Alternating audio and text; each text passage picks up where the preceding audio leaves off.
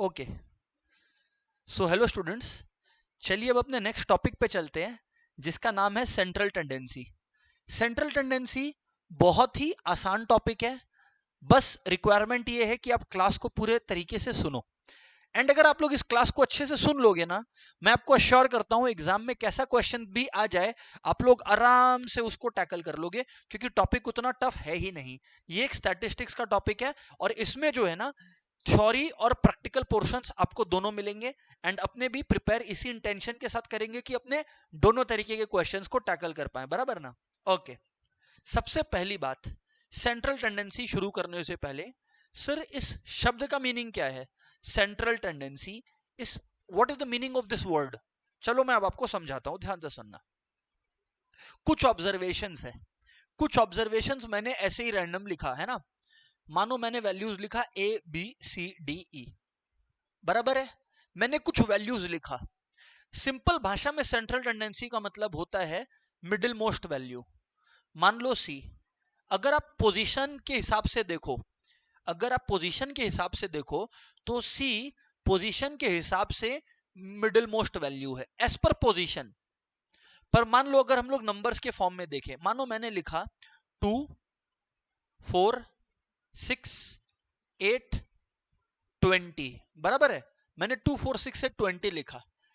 अगर आप लोग, वापस से बोलता हूं, पोजिशनली आप लोग देखो जिस तरह से इन लोग अपनी जगह पर रखे हुए हैं, अगर आप वैसे देखने जाओ तो 6 मिडिल मोस्ट वैल्यू है, राइट। ऐसे 6 मिडिल मोस्ट वैल्यू है।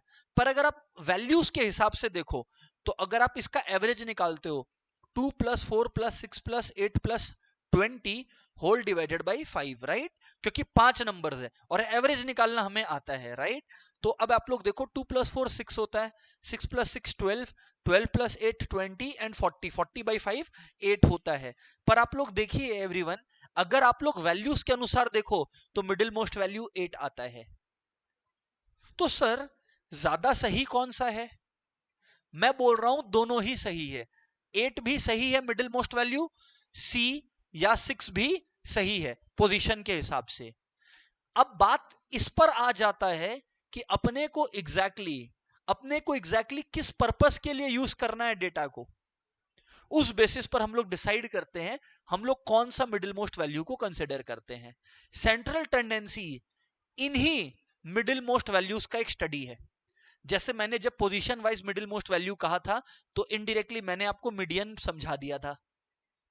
अच्छा, जब मैंने आपको कहा था, जब मैंने आपको यह बात बताया था कि भाई अगर वैल्यूज के अनुसार देखो तो मिडिल मोस्ट 8 है, इसको मैंने आप लोगों को अरिथमेटिक मीन निकालना सिखा दिया था। इसी तरीके से मीन है, मीडियन है, मोड है, ज्योमेट्रिक मीन है, हार्मोनिक मीन है, सभी हैं वैल्यूज जो मिडिल मोस्ट वैल्यूज को बताते हैं।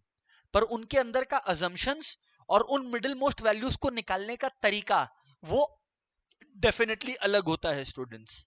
चलिए अब हम लोग एक बार डेफिनेशन को पढ़ते हैं, क्या पता एमसीक्यू में पूछ ले, एंड उसके बाद जो है अपने आगे बढ़ते हैं, राइट ना। इधर देखें आप लोग क्या लिखा हुआ है। Central tendency is defined as the tendency of a given set of observations to cluster around a single or central or middle value। Middle values के अराउंड सब निर्भर रहते हैं, है ना, उसी को हम लोग बोलते हैं सेंट्रल टेंडेंसी, लोकेशन या एवरेज। तो सेंट्रल टेंडेंसी के और भी नाम है, लोकेशन या एवरेज। अब अलग अलग मेजर्स है सेंट्रल टेंडेंसी के, mean, median, mode, geometric mean, harmonic mean. इन सबसे दो तरीके के क्वेश्चंस आ सकते हैं एंड हम लोग उन्हीं का प्रिपरेशन करेंगे। क्या सर फिर हम लोग एमसीक्यूज भी प्रैक्टिस करेंगे? डेफिनेटली, हर टॉपिक का हम लोग अलग से एमसीक्यू सेशन कर ही रहे हैं, तो फिर आपका इसका क्यों नहीं करेंगे, इसका भी डेफिनेटली करेंगे। देखिए दो बातें हैं ना, इधर ध्यान से सुनिएगा एवरीवन। टोटल में देयर आर 2 थिंग्स, दो बातें हैं कुल मिला के। पहली बात है एवरीवन कि जब हम लोग सेंट्रल टेंडेंसी या मीन या लोकेशन निकालने का कोशिश करते हैं ना, तो सबसे पहले होता है इनका फॉर्मूला। क्या पता एग्जाम में नंबर्स के बेसिस पर पूछ लें आपसे, तो सबसे पहले इनका फॉर्मूला इंपॉर्टेंट होता है, राइट। एंड फॉर्मूला एक बार हो गया आपका कवर, उसके बाद जो सेंट्रल टेंडेंसी में इंपॉर्टेंट होता है वो होता है इनका प्रॉपर्टीज, जिससे थ्योरेटिकल क्वेश्चंस आराम से सेट हो सकते हैं। अगर ये दोनों अपने संभाल लें तो मैं श्योर हूं फिर उसके बाद हमारे को कोई रोक नहीं सकता है फुल मार्क्स लाने से। चलिए अब शुरू से शुरू करते हैं बातचीत को। उसके पहले कि हम लोग बात शुरू करें, सबसे पहले एक ideal measure of central tendency. मैंने कहा ना, सबके अपने फायदे और नुकसान है, ये जो पांचों हैं इनके अपने फायदे और नुकसान है। तो कोई भी सेंट्रल टेंडेंसी का मेजर सिलेक्ट करने से पहले कि मीन सिलेक्ट कर रहे हो या मीडियन सिलेक्ट कर रहे हो या मोड या ज्योमेट्रिक मीन या हार्मोनिक मीन, उसके पहले आप लोगों को बाबू ये सवाल पूछना है कि एक आइडियल मेजर में क्या क्या खास बातें होनी चाहिए, है ना, क्या क्या खास बातें होने चाहिए। आप लोग सोच के देखो ना, आप लोग सोच के देखो ना, आप लोग भी जो अपना बेस्ट फ्रेंड ढूंढते हो उसमें भी कुछ कॉमन बातें ढूंढते हो कि नहीं, अपने बेस्ट फ्रेंड में ढूंढते हो कि नहीं। हाँ सर, वैसे ही एक सेंट्रल टेंडेंसी जो आप चूज करोगे उसमें क्या कॉमन बातें होनी चाहिए, वो फीचर्स चेक होने चाहिए। वो आइए हम और आप शुरू से समझते हैं। मैं सबका एग्जाम्पल दूंगा, आप लोग बस साथ चलते रहना, पूरी क्लास को सुनना, राइट, बस साथ सुनते चलना, है ना। अगर मान लो कि कुछ बात मैं ऐसा बोल दिया जो यहां डाउट क्रिएट कर दिया, तो वो मुझे पता है पहले से, मैं उसको आगे क्लियर करूंगा, ठीक है ना, क्योंकि मुझे भी एक क्रोनोलॉजिकल ऑर्डर में जाना है। आप सुनते चलो। सबसे पहली बात, it should be properly and unambiguously defined. इसका मतलब है, और इसमें ना दो पॉइंट्स है जो मैं आपको एक साथ में बताता हूं। पहला, it should be properly and unambiguously defined, and it should be simple to compute. दोनों एक ही बातें ऑलमोस्ट कर रहे हैं। कैसे, वो मैं आपको समझाता हूं। मानो मैं एक बार अरिथमेटिक मीन को पकड़ता हूं। किसको पकड़ता हूं? अरिथमेटिक मीन को एक बार पकड़ता हूं। मानो अरिथमेटिक मीन क्यों पकड़ रहा हूं? क्योंकि वो एवरेज है, सारे स्टूडेंट समझ पाएंगे, क्योंकि एवरेज का अंदाज सबको होता है। तो मानो मैंने जो नंबर लिया, मैंने क्या नंबर लिया था ऊपर में, अच्छा ठीक है चलो ना फिर से ले लेते हैं। 2 4 6 से 20 लिया था आई गेस, एक बार ले लेता हूं ना। बाबू मैंने वैल्यूज लिखा 2 4 6 8 और 20, बराबर ना। अब मैं अगर 2 4 6 8 और 20 है, इन सबको ऐड करता हूं, राइट, इन सबको ऐड करता हूं ना, तो देखो 2 प्लस 4, एवरेज तो ऐसे ही निकलता है, इसी को अरिथमेटिक मीन बोलते हैं बाय द वे। हाँ, 6 प्लस 8 प्लस 20 डिवाइडेड बाई 5, है ना। 2 plus 4 plus 6 plus 8 plus 20 divided by 5। मैंने इनको 5 से डिवाइड कर दिया, है ना। अगर मैंने इनको 5 से डिवाइड कर दिया, आप लोग एक चीज देखो कि 4 प्लस 2 6 हो गया, 6 प्लस 6 12 हो गया, 8 20, 20 प्लस 20 40, 40 डिवाइडेड बाई 5 क्या होता है? 8। तो आप लोग ये चीज समझो कि मैं एवरेज को इजीली समझा पाया और इजीली कैलकुलेट कर पाया, और इजी टू कॉम्प्रिहेंड, मतलब इजीली हमें समझ में आ गया कि लगभग हर वैल्यू 8 के आसपास है।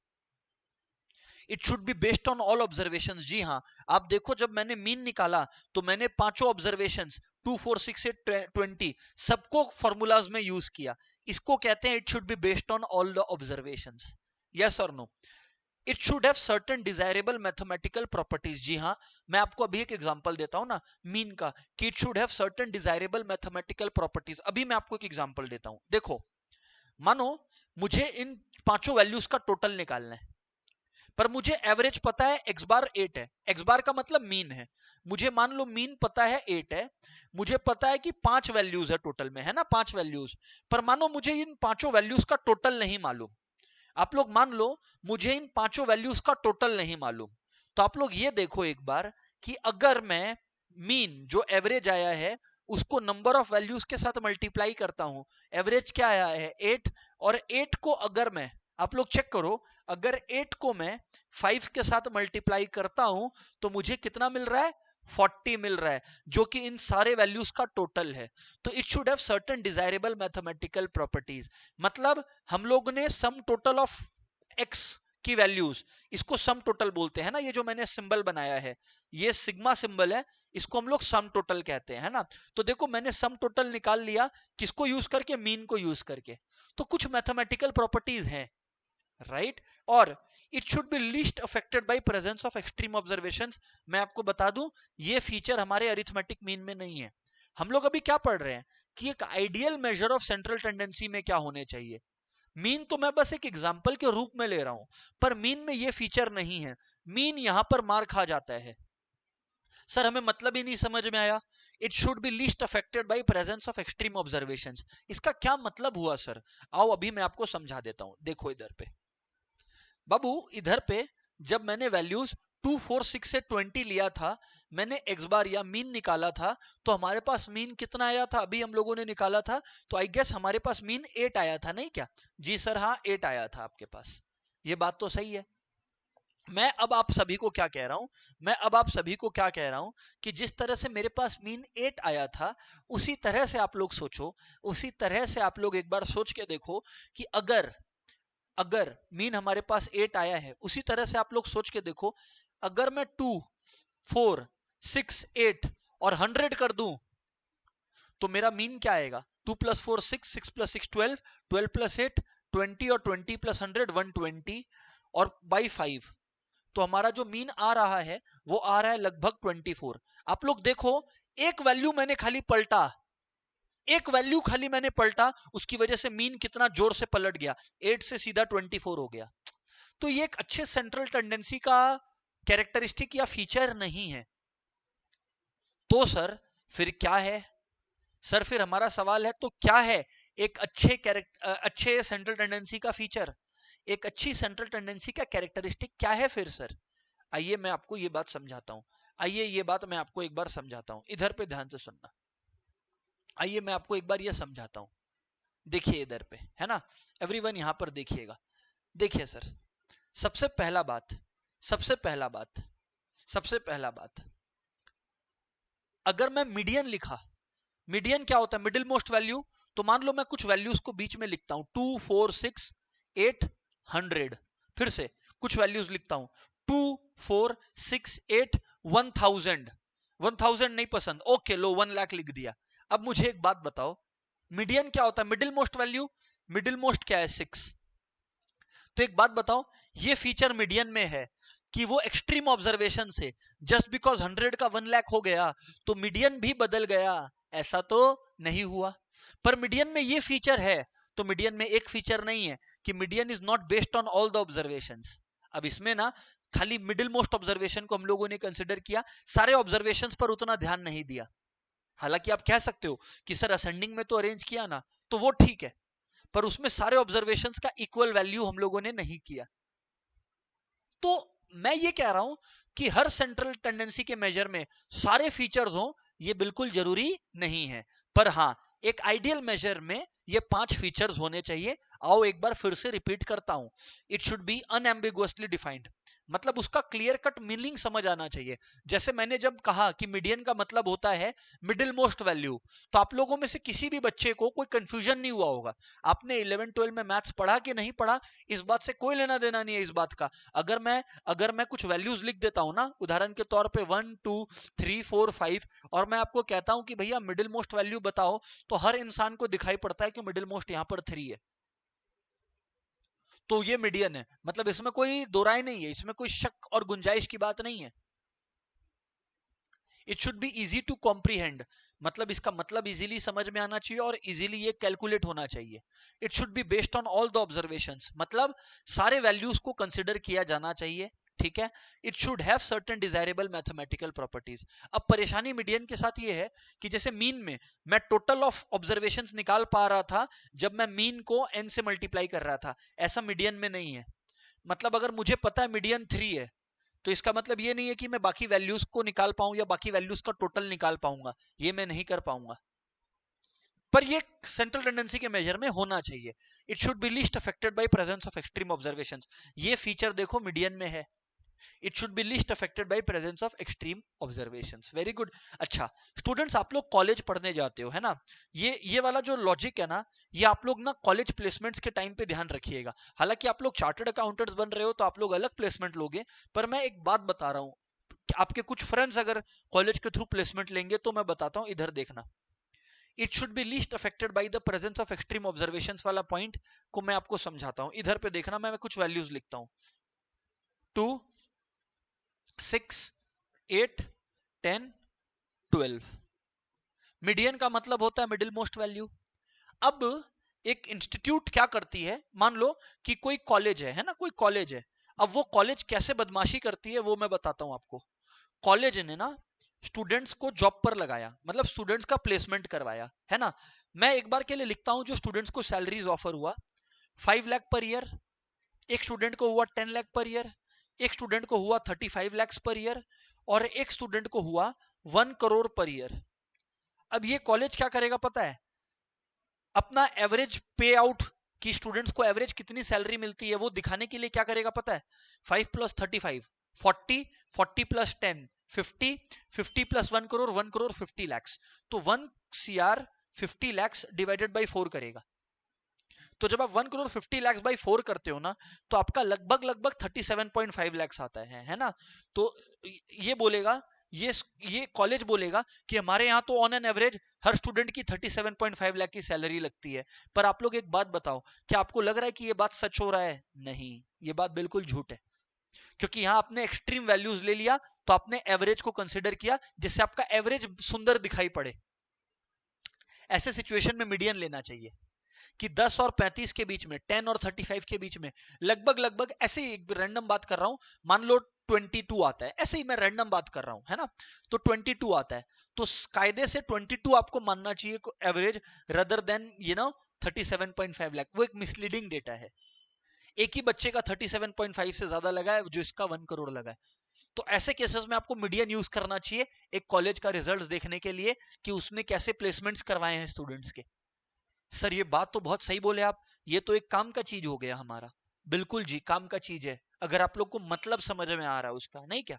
तो जो भी है, it should B least affected by the presence of extreme observations. अब मैं आगे लेकर चलता हूं आपको सेंट्रल टेंडेंसी के हर मेथड के अंदर, है ना।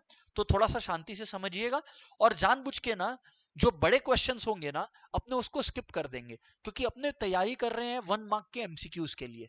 तो हमें पता है कि क्या आ सकता है नहीं आ सकता है, तो अपने उस हिसाब से ही खेलेंगे, राइट। और जहां कॉन्सेप्ट मैं वहां पे भी बता दूंगा, तो चिंता मत करना। इधर देखो, सबसे पहले अरिथमेटिक मीन का फॉर्मूला है, अगर आपका डेटा जो है वो इंडिविजुअल ऑब्जर्वेशंस पे बेस्ड है। आप लोगों को याद होगा इंडिविजुअल ऑब्जर्वेशंस क्या होते हैं, मैं फिर से बता देता हूं नहीं पता तो। दोस्तों, इंडिविजुअल ऑब्जर्वेशंस का मतलब होता है जब ऐसे ही कुछ वैल्यूज आपके सामने लिखी हुई रहे, उन्हें हम कहते हैं इंडिविजुअल ऑब्जर्वेशन। एग्जांपल देखोगे, मान लो मैं एग्जांपल लेता हूं, कुछ वैल्यूज है हमारे पास, 5 है, 6 है, 10 है, 5 है, 6 है, 10 है ना। फिर हमारे पास जो है 6 है और 1 है। अब कोई हमें कहता है कि इसका मीन निकालो, तो ये जो डेटा लिखने का स्टाइल हुआ ना, इसे हम लोग कहते हैं इंडिविजुअल ऑब्जर्वेशन, जहां पे फ्रीक्वेंसी और इन चीजों का कोई मेंशन, कोई बताया हुआ कुछ नहीं है इन चीजों के बारे में। सही है, तो उसमें हम लोग क्या करते हैं, देखो 6 + 6 12, 12 + 5 17, 17 + 10 27 + 1 28, तो 28 डिवाइडेड बाई 5। इसी को लिखने का तरीका होता है समेशन एक्स। समेशन का मतलब होता है टोटल कर दो ऑब्जर्वेशंस को बाई एन, मतलब नंबर ऑफ ऑब्जर्वेशंस। 5 ऑब्जर्वेशन है, और मैंने तो आपको बताया था अरिथमेटिक मीन का सिंपल भाषा में मतलब होता है एवरेज, जो आप लोग अभी तक पढ़ते भी आ रहे थे, राइट ना। ये हो गया। पर सर व्हाट इफ हमारा जो डेटा है वो फ्रीक्वेंसी बेस्ड डेटा हो। अगर फ्रीक्वेंसी बेस्ड डेटा है दोस्तों, तो फिर फॉर्मूला बदल जाता है। मैं दिखा देता हूं फॉर्मूला क्या है। अगर फ्रीक्वेंसी बेस्ड डेटा आ जाए ना, तो फॉर्मूला ये बन जाता है आपका समेशन एफ एक्स, लिख देता हूं summation F x by summation F. Sir इसका एक एग्जांपल दिखाओ ना। चलो ठीक है, मान लो हमारे क्लास में ना 100 स्टूडेंट्स हैं जो क्लास को अटेंड कर रहे हैं, है ना। हमने एक मॉक एग्जाम्स कंडक्ट किया स्टूडेंट्स का, और हमने ये देखा कि जो हमने 100 स्टूडेंट्स का मॉक एग्जाम कंडक्ट किया, मान लेते हैं 50 मार्क्स का ही किया, उसमें 20 मार्क्स लाने वाले कितने स्टूडेंट्स थे? Number of times an event has awkward को ही फ्रीक्वेंसी बोलते हैं। तो मान लो ऐसे 10 स्टूडेंट्स थे जिनका 20 आया 50 में से, है ना। ऐसे 30 मार्क्स लाने वाले, ऐसे ही रैंडम एग्जांपल ले रहा हूं, 30 मार्क्स लाने वाले 40 स्टूडेंट्स थे। बराबर बात है, ठीक है। 40 मार्क्स लाने वाले 20 स्टूडेंट्स थे, और 50 मार्क्स लाने वाले आपके 30 स्टूडेंट्स थे। बराबर बात है क्या? 50 मार्क्स लाने वाले आपके कितने स्टूडेंट्स थे बताओ आप लोग? 30 स्टूडेंट्स थे। तो अब मैं आपको बता दे रहा हूं, ये जो मार्क्स दिया हुआ है ना, इसे एक्स कहते हैं, और हमें कहा गया एवरेज निकालो। सो दोस्तों, एवरेज निकालने का तरीका है कि आप फ्रीक्वेंसी इंटू एक्स करते हो। फ्रीक्वेंसी मतलब कितनी बार कोई इवेंट हुआ। 20 मार्क्स आना एक इवेंट है, और ऐसा 10 बार हुआ कि 20 नंबर आया। सर हमें समझ में आया आप क्या बोल रहे हो, वेरी गुड। तो बाबू अब आप लोग देखो, हम लोग इन दोनों को मल्टीप्लाई करेंगे यानी fx करेंगे। तो 20 इंटू 10 होता है आप लोगों का 200, 30 इंटू 40 आप लोगों का होता है 1200, 40 इंटू 20 आप लोगों का होता है 800, और 50 इंटू 30 आप लोगों का होता है 1500। और अब आप लोग जब इसको टोटल करेंगे, अब जब आप लोग इसको टोटल करेंगे तो समेशन fx आ जाएगा। समेशन fx का मतलब है टोटल आ जाएगा। 200 प्लस 800 होता है 1000, 1000 प्लस 1200 होता है 2200, और 2200 प्लस 1500 होता है 3700। बराबर है क्या? ये टोटल 3700 आ गया, और सम टोटल ऑफ फ्रीक्वेंसी आपके पास 100 आया था, राइट। अब अगर आप एवरेज निकालते हो तो summation fx by summation f, यानी 3700 बाई 100, 3700 बाई 100, 0000 गया तो कितना आ गया बताइए? 37 आ गया हमारा, 37 आ गया हमारा। एंड गेस व्हाट, ये जो है आपका आंसर आ गया 37। क्या बात है सर, तो ये हो गया हमारा मीन। मैं आपको एक सीक्रेट बताऊं, अगर कंटिन्यूअस सीरीज भी आ गया ना तो भी मैं यही मेथड यूज करूंगा। दिखाऊं क्या? ये देखो, पहली बात, कंटिन्यूअस सीरीज क्या होता है सर? अगर जो x की वैल्यूज है वो डायरेक्टली दिए बिना, अगर इंस्टीट्यूट आपको ऐसे देता है, इस तरीके से देता है ना, तो हम लोग ना तब भी यूज कर सकते हैं। कैसे, वो मैं आपको अभी दिखाता हूं। इधर पे ध्यान से सुनना, इधर पे ध्यान से सुनना। आपने करना क्या है, आपने मिड वैल्यूज निकालने हैं। क्या निकालने हैं? मिड वैल्यूज निकालने हैं, है ना। जैसे मिड वैल्यूज है 44 से 48 का 46। हालांकि आप कंटिन्यूअस कर लो, अगर कंटिन्यूअस करोगे तो भी वही आएगा, ठीक है। 46, फिर आपका आता है 51, फिर आपका आता है 56, फिर आपका आ रहा है 61, फिर यू आर गेटिंग 63। आप चेक करते रहना भाई, 63 नहीं, माय बैड, गलत बोल रहा हूं ना। 66 आ जाएगा, और फिर 66 के बाद 71 आ जाएगा। तो बाबू ये हो गया आपका x का वैल्यूज। अब f आपको मालूम है, आप दोनों को मल्टीप्लाई करके fx निकाल लो, और फिर summation fx by summation f कर लो, हो जाएगा। सर समझ में आता है हमें, सर हमें समझ में आता है, बहुत ही बढ़िया चीज आपने बताया, वेरी गुड। पर अब दोस्तों हम लोग ना अब अरिथमेटिक मीन के प्रॉपर्टीज को पढ़ेंगे, बेहद इंपॉर्टेंट है। अगर मैं पेपर सेटर होता तो मैं अरिथमेटिक मीन के प्रॉपर्टीज से आपसे सवाल पूछा होता। आइए हम लोग बात करते हैं। सबसे पहला बात, algebraic sum of deviations of a set of observations from their arithmetic mean is 0। Sir हमें बात कुछ समझ नहीं आई, ये क्या बोलने की कोशिश कर रहे हैं? आओ मैं आपको एक एग्जांपल देता हूं, है ना। तीन वैल्यूज लेता हूं, तीन वैल्यूज लेता हूं, ठीक है। मानो 2 लिया, 3 लिया और 7 लेता हूं, ठीक है। मैंने 7 लिया, चलो डन है। अब बाबू इसका मुझे आप अरिथमेटिक मीन बताओ। अगर मुझे इसका अरिथमेटिक मीन बताओगे, 2 प्लस 3 है 5, 5 प्लस 7 है 12, 12 बाई 3 होता है 4। ये हो गया अरिथमेटिक मीन 4, ये हो गया अरिथमेटिक मीन आपका 4।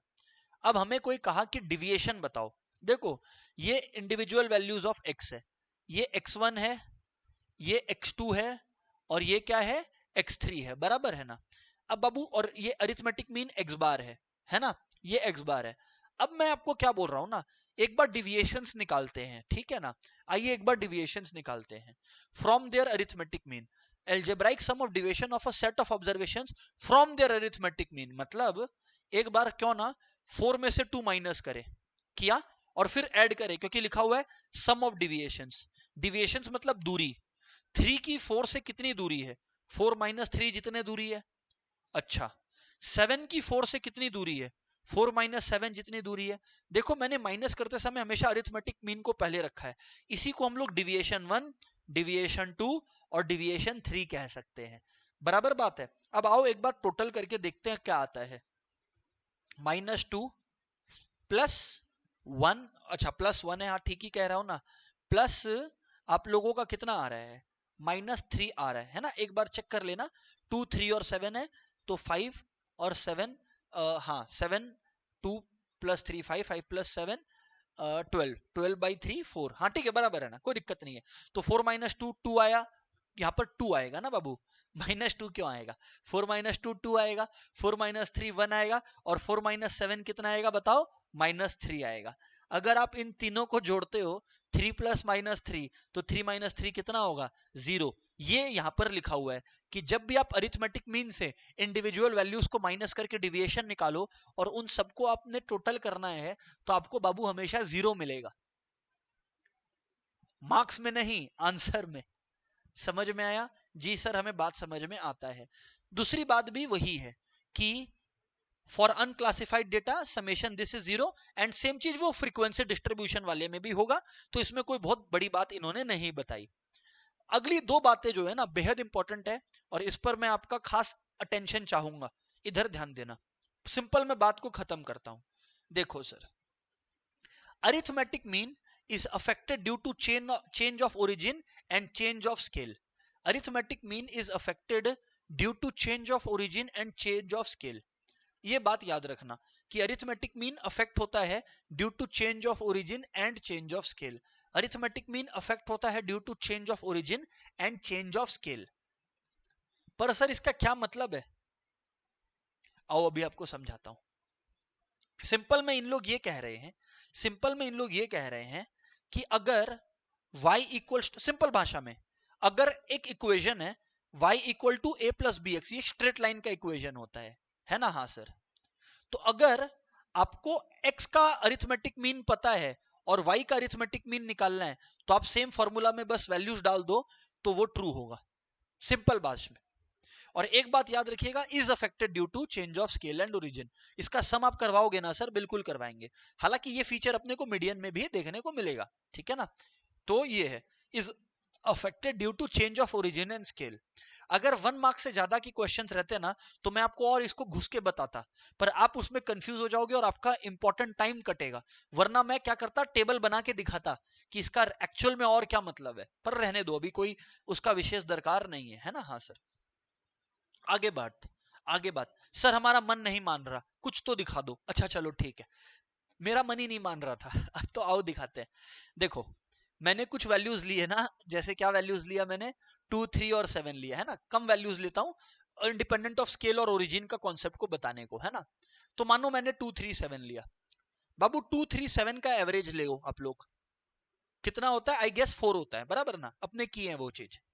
अब आप लोग ये सोचो कि 2, 3, 7 का एवरेज 4 होता है। मैं अब एक काम करता हूं, है ना? 2, 3, 7 का एवरेज 4 होता है। मैं अब एक काम करता हूं, एक काम करता हूं मैं, 2 है, ठीक है? उसमें ना 2 ऐड, तीनों में 2 ऐड कर देता हूं। आप देखना एवरेज में भी 2 ऐड हो जाएगा। समझ आया? देखो अभी सब में 2 ऐड कर देता हूं। 2 + 2 5, 3 प्लस 2 + 2 4, सॉरी सॉरी सॉरी, गुस्सा मत होना प्लीज। 2 + 2 4, 3 + 2 5 और 7 + 2 9। अब होता क्या है, जब आप इसको ऐड करते हो ना, तो 4 + 5 + 9 बाई 3 करो तो 9 + 9 कितना हो गया जी? 18 हो गया। और अगर आप 18 बाई 3 करते हो तो आपका कितना आता है? 6 आता है। कितना आता है सर? 6 आता है। 4, 5, 9 का एवरेज, बराबर ना? मैं आपको ये कहना चाह रहा हूं कि 2, 3, 7 का एवरेज 4 है, 4, 5, 9 का एवरेज जो है वो 6 है, बराबर है? मैं अब आपको ये कह रहा हूं, मैं अब आपको ये कह रहा हूं कि एक इंटरेस्टिंग चीज देखे, 2 से मीन भी बढ़ गया। अब एक और केस, 2, 3, 7 का केस में ही अब मैं +2 करने की जगह हर जगह 2 मल्टीप्लाई कर देता हूं। करूं तो 2 × 2 4, 3 × 2 6 और 7 × 2 14। तो 4 + 6 कितना हो गया अपना? लिख लेता हूं ना यहां पर, ठीक है? 4 + 6 + 14 बाई 3। आप लोग एक चीज देखोगे यहां पर ना, 4 + 6 + 14 करोगा तो 10 + 14 24/3 कितना हो गया? 8। तो आप लोग देखो, इंटू 2 हो गया मीन भी। जब आपने हर वैल्यू को +2 किया तो मीन भी +2 हो गया। जब आपने हर वैल्यू को इंटू 2 किया तो मीन भी इंटू 2 हो गया। ये दोनों बातों को जोड़ें तो बनता है it is affected due to change of scale और ओरिजिन।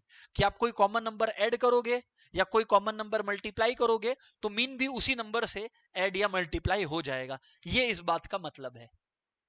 अच्छा सर, अब हमें समझ में आ गया, थैंक यू सर। ओके, अब हम लोग ना कंबाइंड मीन का कॉन्सेप्ट को समझते हैं और उसके बाद है ना कुछ एमसीक्यूज देखते हैं अपने, क्या बोलते हैं आप लोग? ठीक है चलो। If there are two groups of observations containing n1 and n2 observations and their arithmetic means are x1 bar and x2 bar, मैं मतलब समझाऊंगा, चिंता मत करना, then their combined mean is, combined arithmetic mean का फॉर्मूला होता है n1 x1 bar plus n2 x2 bar whole divided by n1 plus n2। बाबू इस बात को मुझे खोलने के लिए, इस बात को समझाने के लिए आपको मुझे समय देना पड़ेगा, थोड़ा सा सुनना बात को। देखो, मानो आप लोग एक चीज को मान लो, है ना, मान लो आप लोग ना कि हमारे पास एक क्लास में 2 क्लासरूम्स है, एक क्लासरूम में 40 स्टूडेंट्स है ना, और हमारे पास एक क्लासरूम है जिसमें हमारे पास 60 स्टूडेंट्स है, बराबर है। एक क्लासरूम है जिसमें हमारे पास 40 स्टूडेंट्स है और एक क्लासरूम है जिसमें हमारे पास 60 स्टूडेंट्स है, बराबर बात है।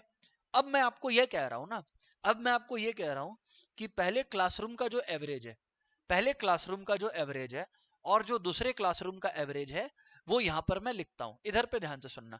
पहले क्लासरूम का एवरेज और दूसरे क्लासरूम का एवरेज मैं यहां पर लिखता हूं, है ना। पहले क्लासरूम में जो 40 स्टूडेंट्स थे ना, उनका एवरेज था 30, बराबर, और दूसरे क्लासरूम में जो स्टूडेंट्स हैं उनका एवरेज था, मान लेते हैं एक बार के लिए 40। तो बाबू अब ऐसा है, आपको मैंने आज ही सिखाया कि अगर 40 स्टूडेंट्स का एवरेज 30 है तो उनका टोटल मार्क्स कितना हुआ होगा, पूरे क्लास का टोटल मार्क्स कितना हुआ होगा, 30 इंटू 40 यानी 1200। और इधर पे क्लास का टोटल मार्क्स कितना हुआ होगा बाबू, 60 इंटू 40 यानी कि 2400। अब हमें बोला गया कंबाइंड एवरेज बताओ।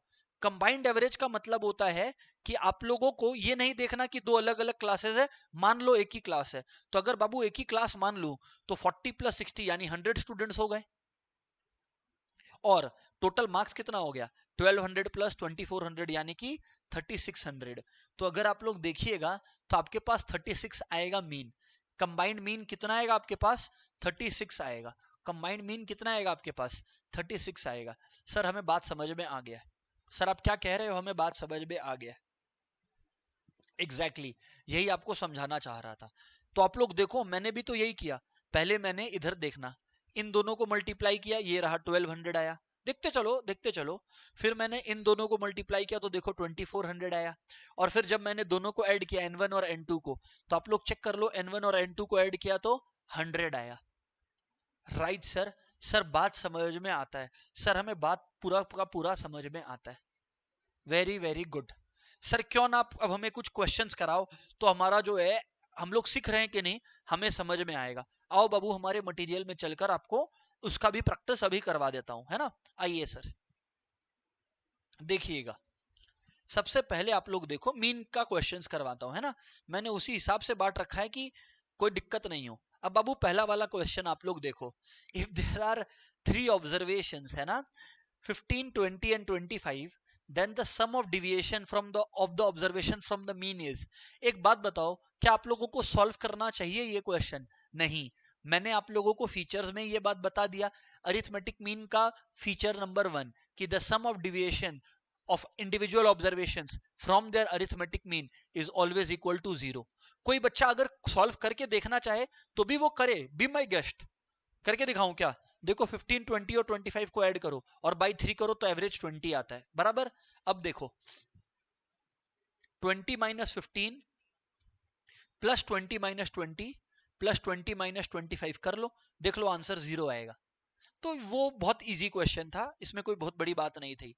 क्या बात है, if there are 2 groups containing 30 and 20 observations, अच्छा मतलब मुझे ऐसा फील हो रहा है कि ये कंबाइंड अरिथमेटिक मीन का क्वेश्चन होगा। आइए वैल्यूज लिखता हूं ना, क्या टेंशन है अपने को, देखो लिखता हूं वैल्यूज ना। 30 है तो n1 30, आप लोग चेक करो, n1 हमारा 30 है, बराबर क्या, और n2 हमारा 20 है, बराबर है सर, n2 हमारा 20 है। और जो फर्स्ट ग्रुप है हमारा जिसमें 30 ऑब्जर्वेशन है, उसका मीन कितना है, 50। तो यानी कि हमारा x1 बार कितना हो गया बताओ, 50 हो गया। अच्छा, और हमारा x2 बार कितना हो गया बताओ आप लोग, x2 बार हमारा क्या हो गया, 60 हो गया, बराबर ना।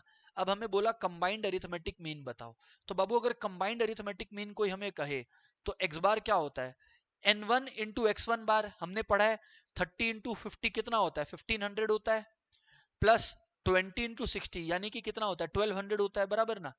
और whole divided by sum of observation यानी n1 प्लस N2, 30 + 20 यानी कि 50 आ जाएगा। तो ये 50 हो गया। ये क्या है आपका 2700 डिवाइडेड बाई 50, 0 0 चला गया, 5 5 जा 25 और 20 तो यानी कि 4, तो ये हमारा आ गया 54। 54 है क्या ऑप्शन में? चलो मिल गया ना।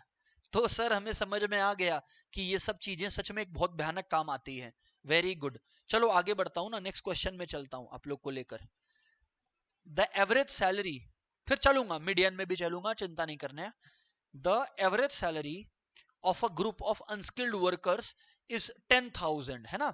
Average salary of a group of unskilled workers is 10,000, ठीक है। मतलब मुझे ऐसा समझ में आ रहा है कि दो ग्रुप ऑफ वर्कर्स इन लोग ना बताने लग रहे हैं, ठीक है। अच्छा, and that of group of skilled worker is, ये मुझे जो लग रहा था वही हुआ। तो ऐसा है, एक ग्रुप है स्किल्ड ग्रुप जिनका जो एवरेज सैलरी आया वो आया कितना भूल गया मैं, 10,000, एंड दैट ऑफ, अच्छा अनस्किल्ड का है 10,000, माई बैड, 10,000 है। और जो स्किल्ड है उनका कितना है बताइए, 15,000 है। बराबर बात है क्या? अब आप लोगों को क्या बोला है, कंबाइंड सैलरी। अच्छा, मतलब इसमें कंबाइंड एवरेज दे दिया है और बोला कि परसेंटेज ऑफ स्किल्ड पीपल बताओ, परसेंटेज ऑफ स्किल्ड पीपल बताओ। खतरनाक क्वेश्चन दिया है, वेरी गुड। अच्छा, और एक्स बार इन्होंने हमें कह दिया है, एक्स बार हमें इन्होंने कह दिया है, कितना कहा था मैं भूल गया ना, 12,000 कह दिया इन्होंने। क्या कह दिया है? 12,000 कह दिया है। राइट ना सर? राइट है ना सर? हाँ सर सही है। What is the percentage of skilled workers? अच्छा, स्किल्ड इन्होंने बाद में बताया, स्किल्ड इन्होंने बाद में बताया है ना बाबू। अब इसको ना करने के अलग रास्ते हैं। यहाँ पर कौन से वर्कर्स थे? अनस्किल्ड वर्कर्स थे बाबू, यहाँ पे स्किल्ड वर्कर्स थे। मैं आपको एक सीक्रेट टेक्निक बताऊं क्या? कंबाइंड मीन को यूज किए बिना बताऊं क्या? बोलो सर ना। आपको याद है क्या, रेशियो प्रोपोर्शन में मैंने आपको एक सीक्रेट फंडा सिखाया था, secret trick alligation and mixture सिखाया था। यस सर, याद आया। अगर बाबू इन दोनों को सब्सट्रैक्ट करते हो तो 12,000 माइनस 10,000 कितना आता है? Alligation and mixture ratio proportion में बताया हुआ है 2,000 आता है। और अगर 15,000 माइनस 12,000 करते हो तो कितना आता है आपके पास? सर हमारे पास जो है इसका वैल्यू 3,000 आता है।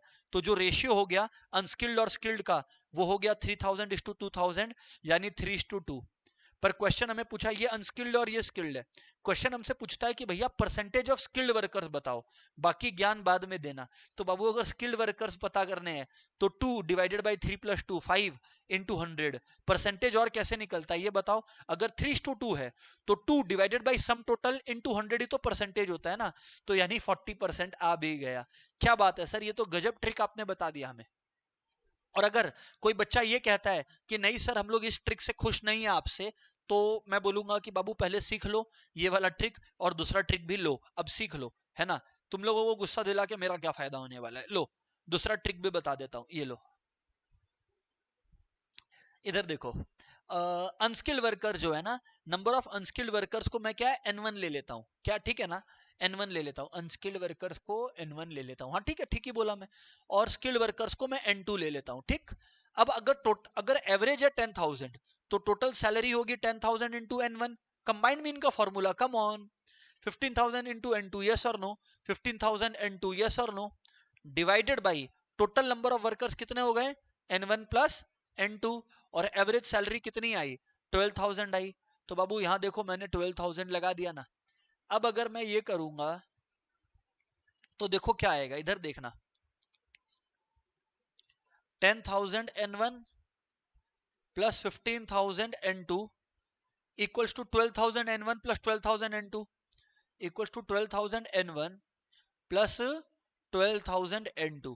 अब अगर ये बात आपको समझ में आया है ना, तो अब आप एक तरफ N1 ले लो, तो अगर N1 उधर चल जाएगा तो वो आ जाएगा -3,000, नहीं क्या, सॉरी -2,000, माय बैड, -2,000 N1 आ जाएगा equals to -2,000 N1 equals to -3,000 N2, है ना। 12,000 N2 माइनस 15,000 यानी कि -3,000 N2, माइनस माइनस गया, 000 000 गया। तो बाबू ऐसा है, N1 बाई N2 आपका क्या आया, N2 इधर आ गया, 3 इधर रह गया, तो 3/2 आ गया ना, तो 3:2 आ गया। वही तो मैं पहले भी लाके बैठा था, अच्छा, फिर 2/5 इंटू 100 कर लो। सर समझ में आ गया, आपका ट्रिक ही शॉर्टकट था, हम लोग मान गए सर, थैंक यू। आगे बढ़ते हैं, मूविंग ऑन।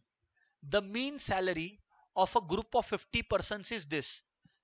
हाँ, तो मीन सैलरी ये है। तो बाबू अगर मैं कैलसी उठाऊं, एक मिनट ना, कैलसी तो मैं भूल गया, ये यहाँ पे इतने देर रखा हुआ, इस पे जंग पड़ गया था। 50 पर्सन है और एवरेज है 5850, है ना। तो बाबू टोटल सैलरी आप निकाल लो। इधर देखो, इधर पे मैं करता हूं अभी, एक मिनट। अगर आप लोग ये देखोगे, अगर आप लोग ये देखोगे कि 50 पर्सन है और एवरेज 5850 है, तो आप लोग ये देखिए कि टोटल सैलरी कितना आ गया। टोटल सैलरी आ गया 50 इंटू आई गेस 5850 ना। Yes sir. तो 50 इंटू 5850 कर लो, अभी मुझे कैलसी का याद आ गया है।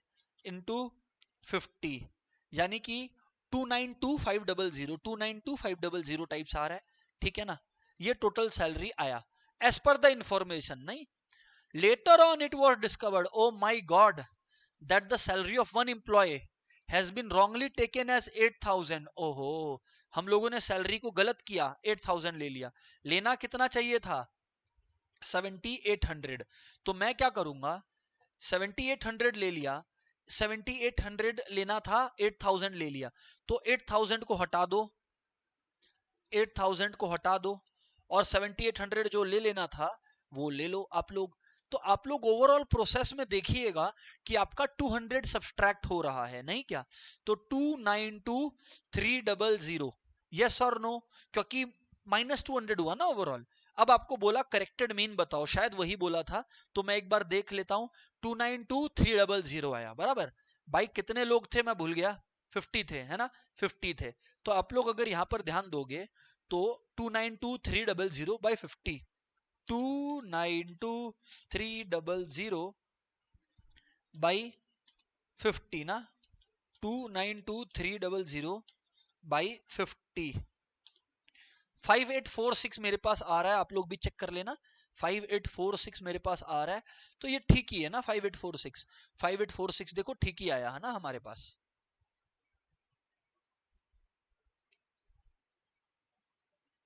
5846 ठीक है सर। आगे बढ़ते हैं,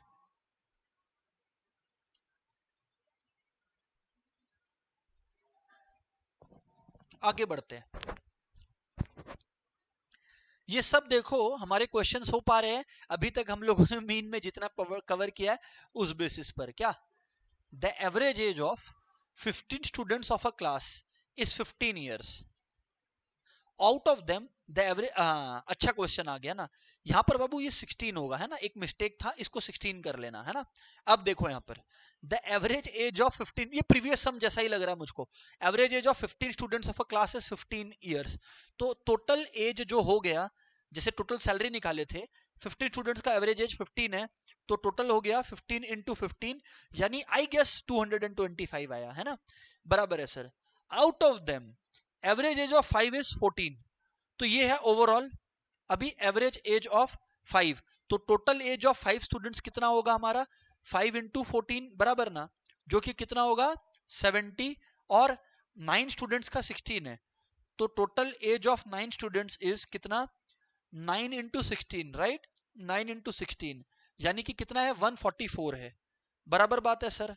तो अब अगर मैं इसमें से ये दोनों माइनस कर दूं, तो देखो 5 और 9 कितना होता है, इसमें टोटल ऑफ 15 स्टूडेंट्स का आया, 5 और 9 का मुझे पता है, तो अब मैं माइनस कर दूंगा तो मुझे लास्ट स्टूडेंट का पता लग जाएगा, क्योंकि 14 ये दोनों मिलाकर है और ये 15 है टोटल। तो 225, 225 -70 -144, तो मुझे 11 ईयर्स पता लगा, जो लाख आखिरी बच्चा बचा उसका एज 11 ईयर्स। बिल्कुल सही हम लोगों ने कवर किया। मैं श्योर हूं कि हमारे सारे स्टूडेंट्स को बात समझ में आ रहा है, कोई दिक्कत नहीं आना चाहिए। चलो बहुत बढ़िया है सर। इसके बाद अगर इतनी बात क्लियर है ना, तो अब मैं आपको लेके चलता हूं नेक्स्ट कॉन्सेप्ट पर, फिर हम लोग आके उस कॉन्सेप्ट के भी सम्स को निपटाएंगे, बराबर क्या। ठीक है सर, चलो। मीन के कॉन्सेप्ट तो सर हमें कॉन्फिडेंस आ गया है, आपने जो बताया है सही है। तो हमने कुछ क्वेश्चंस कवर कर लिए हैं। अब हम लोग चलते हैं ना, अब हम लोग चलते हैं ना नेक्स्ट चीज पर, जिसका कॉन्सेप्ट क्या है, ये रहा, इधर आ जाओ, मीडियन ना। अब हम लोग आ गए हैं मीडियन पर, मीडियन मीडियन ये रहा मीडियन। एक बात बाबू आप लोग समझ लेना, इसके पहले कि मैं बोलना शुरू करूं, ये याद रखिएगा कि मीडियन अगर आप लोग सीख रहे हो, जिसको मीडियन आता है, मीडियन के सारे फॉर्मूलाज ऑलमोस्ट सेम होते हैं क्वार्टाइल, क्वार्टाइल, परसेंटाइल और डेसाइल में, क्वार्टाइल, परसेंटाइल और डेसाइल में। मैं ये नहीं बोल रहा कि मीडियन का दूसरा नाम क्वार्टाइल, परसेंटाइल, डेसाइल है, मैं ये नहीं कह रहा।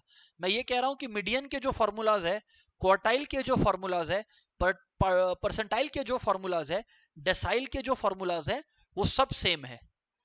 फर्क है कुछ दोनों में, फॉर्मूलाज लगभग लगभग सेम है। कैसे, मैं बता देता हूं, एक बात सुन लेना है ना।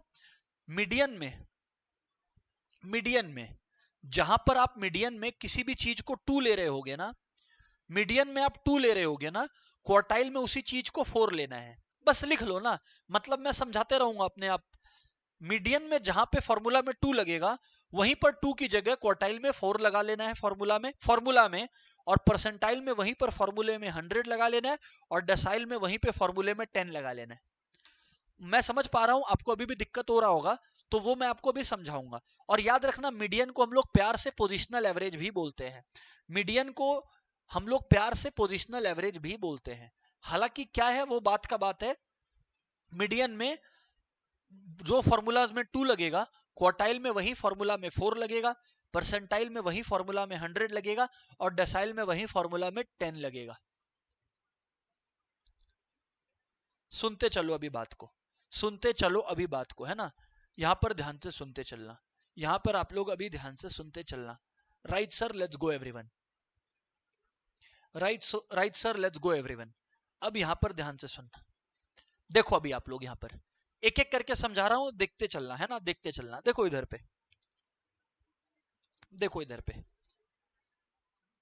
पोजिशनल एवरेज का मतलब है मीडियन। देखो बाबू, एक चीज याद रखना, कोई भी डेटा आपको दिया रहे, चाहे मीडियन के लिए, चाहे क्वार्टाइल के लिए, चाहे डेसाइल के लिए, चाहे डेसाइल के लिए, चाहे परसेंटाइल के लिए, आपको कोई भी डेटा दिया हुआ रहे, एक बात बस याद रख लेना, चाहे मीडियन हो, क्वार्टाइल हो, डेसाइल हो या परसेंटाइल हो, आप लोग एक बात को हमेशा ध्यान में रखना, आप लोग एक बात को हमेशा ध्यान में रखना, मीडियन हो, क्वार्टाइल हो, परसेंटाइल हो, डेसाइल हो, हर बात में एक चीज हमेशा ध्यान रखना, आप लोगों को सीरीज को हमेशा असेंडिंग या डिसेंडिंग ऑर्डर में अरेंज करना होगा।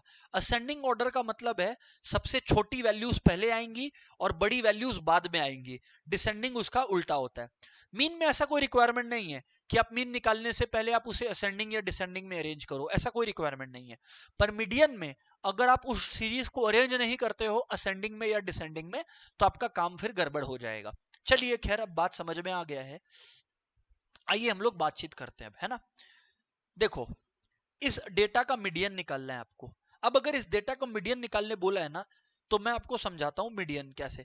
पहले आप लोग असेंडिंग में अरेंज कर लो, 2 स्मॉलेस्ट वैल्यू, फिर 4, फिर 6 आता है, फिर 8 आता है, देखो, फिर 11, 13, 15 और 18 होता है। एक बार ना मैं 15 ही लिखता हूं, सुनना, बात को सुनना। 18 जानबूझ के नहीं लिखा है ना, एक बार समझना बात को। तो 1 2 3 4 5 6 7, मैंने N7 लिया, 7 डेटा लिया। मैंने आपको क्या समझाया था कि मीडियन का मतलब होता है मिडिल मोस्ट वैल्यू। तो अगर आप लोग को मिडिल वेस्ट वैल्यू ढूंढना है, तो आप +1/2 कर दीजिए ना। तो 8/2th टर्म, 8/2th टर्म मतलब 4th टर्म। अगर आप लोग देखोगे 4th टर्म, अगर आप लोग देखोगे 4th टर्म, एवरीवन ध्यान से सुनना, अगर आप लोग देखोगे 4th टर्म, तो 4th टर्म कितना हो गया बताओ, आपका 8 हो गया। तो 4th टर्म अगर आपका 8 हो गया, तो 4th टर्म 8 है, देखो मैंने लिख दिया यहां पर, 4th टर्म 8 है, मैंने लिख दिया 4th टर्म 8 है। सर हमें बात समझ में आ गया, सर हमें बात समझ में आ गया, हमारा 4th टर्म 8 है सर, हमें ये बात क्लियर है। वेरी गुड यार, अगर इतनी बात आपको समझ में आ गई है कि 4th टर्म आपका 8 है, तो अब आप लोग मुझसे एक सवाल पूछोगे कि सर आप बहुत होशियार हो, आप हर बार जो नंबर ऑफ डेटा ले रहे हो वो ऑड नंबर ले रहे हो, क्योंकि ऑड नंबर में मिडिल मोस्ट वैल्यू ढूंढना आसान होता है। पर सर एग्जाम में अगर इवन वैल्यूज आ गया, तो मैं बोल रहा हूं तब भी आपको यही फॉर्मूला यूज करना है। कैसे, अब वो थोड़ा सा पलट जाएगा, वो थोड़ा सा बदल जाएगा। आओ अभी मैं देखता हूं आपको। वो जो वैल्यू मैंने हटा दिया था ना 18, अब उस वैल्यू को वापस अपने जगह पर बैठा देते हैं ना एक बार के लिए, उसके बाद इसके ऊपर चर्चा करते हैं हम और आप आराम से। देखो इधर पे, यहाँ पे 18 बैठाया मैंने। अब मैं आपको क्या बोल रहा हूं ना, n यहां पर क्या है बताओ, 8 है। n यहां पर क्या है बताओ, 8 है। n कितना है बाबू, 8 है आपके पास, बराबर है। अब मैं बोल रहा हूं फॉर्मूला मीडियन का वही है, n plus one by to term. तो n plus one by to term का मतलब है 8 plus one by to term, यानी 9 प्लस टू, यानी कि 4.5 टर्म, 4.5 टर्म, 4.5 टर्म, 4.5 टर्म। तो 4.5 टर्म का मतलब है इसमें दो भागों में इसको बांट दो। 4.5 टर्म में 4 पूरा है, तो फोर्थ टर्म,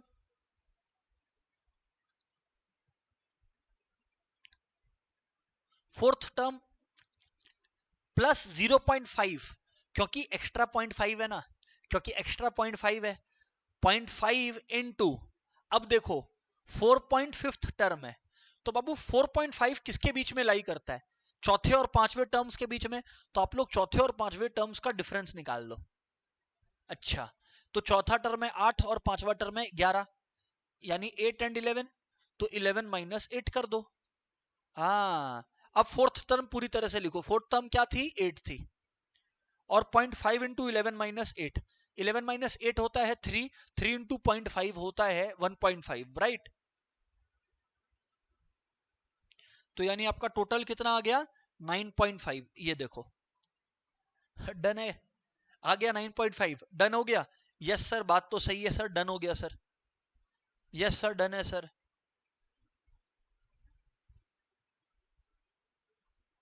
यस सर, बात समझ में आ गया हमें।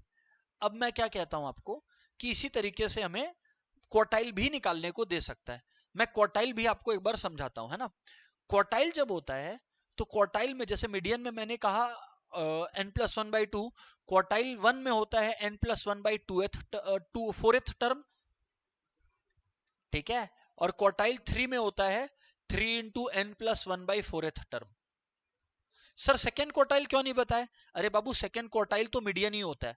एग्जाम में कभी भी अगर सेकेंड क्वार्टाइल मांग लिया ना, तो वो आपको बेवकूफ बनाने का कोशिश कर रहा है, याद रखना मीडियन ही मांग रहा है आपसे। पर सर हमें एक बात और पूछना है आपसे, आप बताओगे। मैं बोला बताओ यार, क्या पूछना है आपको। सर हमें भी अभी भी ना वो फील नहीं आया कि रियल लाइफ में ये मीडियन और क्वार्टाइल है क्या। तो देखो भाई, सीधी बात, नो बकवास। आप एक डेटा सेट को ना एक नंबर लाइन पर लिख लो, और उस नंबर लाइन को बीच से काट दो। बीच में एक नंबर आएगा एग्जैक्ट बीच में, तो एग्जैक्ट बीच में जो नंबर आता है उसे मीडियन कहते हैं। मीडियन एक पूरे डेटा सेट को, एक पूरे नंबर लाइन को दो टुकड़ों में बांट देता है, इसीलिए बाई टू करते हैं। आ लेकिन क्वार्टाइल क्या करता है बाबू, वही एक गिवन डेटा सेट को, बहुत सारे नंबर्स हैं, उन सारे नंबर्स को चार हिस्सों में बांट देता है। तो यानी एक दो तीन चार, ये देखो area one, area two, area three और एरिया फोर। इसीलिए क्वार्टाइल में बाई 4 करते हैं। डेसाइल उसी को 10 हिस्सों में बांट देता है, तो बाई 10 करते हैं। परसेंटाइल उसी को 100 हिस्सों में बांट देता है, तो बाई 100 करना पड़ता है अपने को। सर हमें बात समझ में आपका टोटली आ गया है, वेरी वेरी गुड, बहुत ही बढ़िया, सही है सर ना, सही है सर। आगे बढ़ो सर, अब आप आगे बढ़ो सर, अब आप चलो आओ कुछ क्वेश्चंस करते हैं ना, उसके बाद हम लोग ना मीडियन का एक बड़ा वाला फॉर्मूला भी सीखेंगे। उससे आने का चांसेस मुझे तो बहुत कम लग रहा है, पर ठीक है अब आ जाएगा, वो तो हम लोग सीख लेंगे, उतना मगजमारी नहीं करेंगे। आइए पहले मैं आपको ना कुछ क्वेश्चंस जो अभी तक मीडियन के सीखे अपने ना, वो सॉल्व करवाता हूँ। मीडियन के क्या, पार्टीशन वैल्यूज के, है ना। तो आइए पार्टीशन वैल्यूज के कुछ क्वेश्चंस हम लोग अभी सॉल्व करते हैं ना। एक सेकेंड ना, हाँ। पहला क्वेश्चन देखें आप लोग, what is the median of the following observation. What is the median of the following observation, 586 9 11 4, 586 586 9 11 4, 586 9 11 4, 586 9 11 4, 586 9 11 4, बराबर ना, 586 9 11 4। तो बाबू अगर ऐसा बात है, तो आप लोग क्या कर सकते हो इस सिनेरियो में, पहले असेंडिंग में अरेंज कर लो, 4 5 6 4 5 6 8 9 11 8 9 11 बराबर बात है क्या? अब मैं आपको क्या कह रहा हूं ना, अच्छा 7 है कि नहीं, कि मुझे नहीं दिख रहा है यहाँ पर? 5 है, 8 है, 6 है, 9 है, 11 है, 4 है। अच्छा ठीक है, मान लेते हैं यहाँ पर जो है ना एक वैल्यू 7 भी था, ठीक है, जो मुझे समझ में आ रहा है। एक बार अपने 7 भी लिख लेते हैं। तो दोस्तों मिडिल मोस्ट वैल्यू कौन हो गया? 7 हो गया। तो आंसर 7 हो गया। पर एक बार 7 हटा के भी सॉल्व कर देता हूं, जिससे स्टूडेंट्स को कॉन्फिडेंस रहे, है ना। देखो अब ऐसा है, 6 वैल्यूज है, तो अब आप लोग क्या करो, 6 प्लस 1/2 करोगे तो 3.5 आएगा, है ना, क्योंकि 6 वैल्यूज है। तो 6 प्लस 1/2 3.5 आएगा। तो थर्ड टर्म तो 6 है, 3.5 आया था, तो प्लस 0.5 इंटू, क्योंकि 3.5 आया था, 8 माइनस 6 करो। तो उसमें भी अगर आप लोग ये सॉल्व करोगे ना, तो आप लोग यहां पर ध्यान से सुनना, यहां पर ध्यान से सुनना, 0.5 इंटू 2, तब भी आप लोग देखो 6 प्लस 1 यानी कि 7 ही आ रहा है। तो जो आंसर है वो तब भी 7 ही आएगा। कोई टेंशन वाली बात नहीं है, हमने बिल्कुल सही सॉल्व किया। तो मैंने उसको 7 अज्यूम किए बिना भी सॉल्व किया, तो वो डेटा सेट वैसे का वैसा ही बन रहा है, कोई टेंशन नहीं है, है ना। फिर से देखना चाहोगे? हाँ सर, सर आपने ये कैसे इतना फास्ट कर लिया? चलो एक बार फिर से, सॉरी सॉरी फास्ट करने को। 4 5 6 8 9 11 ना, इधर लिखता हूं, 4 5 6 8 9 11, है ना। 4 5 6 8 9 11। अब यहां पर ध्यान से सुनना, एक बार को आप लोग ध्यान से सुनना, इधर पे ध्यान से सुनना, क्या चल रहा है यहाँ पर चक्कर, आप लोग यहाँ पर ध्यान से सुनना। देखो भैया ऐसा है ना, 4 5 6 8 9 11 है। अब बाबू ऐसा है कि आपके पास 6 डेटा सेट्स है। कितने हैं? 6 डेटा सेट्स है, 3 इधर पे और 3 इधर पे, है ना। अगर 6 डेटा सेट्स है आप लोगों के पास, तो मैं आप लोगों को सिंपली ये बता रहा हूं कि आप लोगों ने करना क्या है, 6 प्लस 1/2 टर्म निकालना है। तो 7/2 टर्म यानी 3.5 टर्म आएगा आपका, 3.5 टर्म आएगा आपका।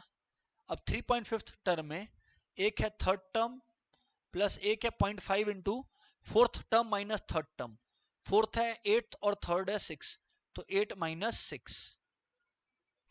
तो जब आप इसको सॉल्व करेंगे ना, थर्ड टर्म का वैल्यू भी लिख दो बाय द वे, 6 है, तो 6 प्लस 0.5 इंटू 2 आ गया आप लोगों का, विच इज 7। तो यानी कि आपका जो आंसर आ गया यहाँ पर वो 7 आ गया। कितना आ गया सर? 7 आ गया हमारा आंसर। हमारा वैल्यूज कितना आ गया सर? 7 आ गया। तो द आंसर इज 7, बराबर ना। तो यहाँ पर जो हमारा आंसर है वो 7 आ गया। तो ये रहा, डन है सर, आगे बढ़ो। What is the value of first quartile? तो अब क्वार्टाइल पूछ लिया इन्होंने, तो क्या डर है हम लोगों को? कोई डर नहीं है। अगर हमसे क्वार्टाइल इन्होंने पूछ लिया है, तो हम लोग कैसे कवर करेंगे, क्या बताएंगे? इधर देखो, देखो पहले तो असेंडिंग में अरेंज करवा लो। मैं देख पा रहा हूं कि 10 सबसे पहले आएगा, फिर हमारे पास 12 आएगा, नहीं क्या, 10 आ गया, देखो 10 आ गया, 12 आ गया, 15 आ गया, 16 आ गया, 18 आ गया, 18 आ गया, फिर हमारे पास 20 23 और 28 आ गया, फिर हमारे पास 20 23 और 28 आ गया, बराबर ना। मेरे हिसाब से मैंने सब कवर कर दिया। अब मैं आपको क्या बोल रहा हूं ना, अब मैं आपको क्या बोल रहा हूं, फर्स्ट क्वार्टाइल निकालना है। पहले तो वैल्यूज गिन लो ना, कितने टो है, 1 2 3 4 5 4 5 6 7 8 है, 8 वैल्यूज है हमारे पास। क्वार्टाइल 1 निकालना है। मैंने आपको ट्रिक बताया था, फॉर्मूला बताया था, क्वार्टाइल 1 निकालना है तो 1 इंटू एन प्लस 1/4 करना पड़ेगा। एन यानी नंबर ऑफ ऑब्जर्वेशन यहाँ पर, है ना। तो अगर आप लोग नंबर ऑफ ऑब्जर्वेशन को देखोगे तो 8 था क्या? एक बार फिर गिन लेता हूं, 1 2 3 4 5 6 7 8, ठीक है ना। तो 8 प्लस 1/4 9/4, 9/4। अगर 9/4 करें हम लोग ना, तो 9/4 आता है 2.25। तो अब 2.25 का मतलब क्या हुआ कि आप लोग को सेकेंड ऑब्जर्वेशन लिखना पड़ेगा प्लस जो एक्स्ट्रा बचा 0.25। अब आप लोग देखो 2.25 कौन से दो नंबर्स के बीच में है? 3 और 2 के बीच में। तो इसका मतलब है third term minus second term भी आप लोगों को करना पड़ेगा। अब आओ हम लोग कैलकुलेशन करते हैं। सेकंड ऑब्जर्वेशन कितना है हमारा, 12 है, ये लो यहां पर मैंने 12 कर लिया, plus 0.25 into third term minus second term. Third term minus second term का मतलब है 15 माइनस 12, यानी कितना हो गया, 3 हो गया। अब 0.25 ऑफ 3 यानी 0.75 होता है। तो बाबू अगर आप 12 और 0.75 को जोड़ोगे तो 12.75 आपके पास निकल कर आएगा। चेक कर लो, चेक कर लो, चेक कर लो। यस सर, यस सर, सही आया सर। आगे बढ़े सर, आगे बढ़े सर, आगे बढ़े sir. The third decyl for the numbers 15, 10, 20, 25, 18, 11, 9, 12 is what. तो आओ एक बार थर्ड डेसाइल का भी बातचीत हम लोग कर लेते हैं ना। थर्ड डेसाइल का बातचीत भी हम और आप कर लेते हैं ना। तो यहां पर है 9, 10, यहां पर हमारे पास आ गया 9, यहां पर हमारे पास आ गया 10, फिर हमारे पास आया 11, फिर आया 12, 9, 10, 11, 12, फिर आ गया आपके पास 15, 9, 10, 11, 12, 15, फिर हमारे पास आया 18, 9, 10, 11, 12, 15, 18, फिर आया हमारे पास 20,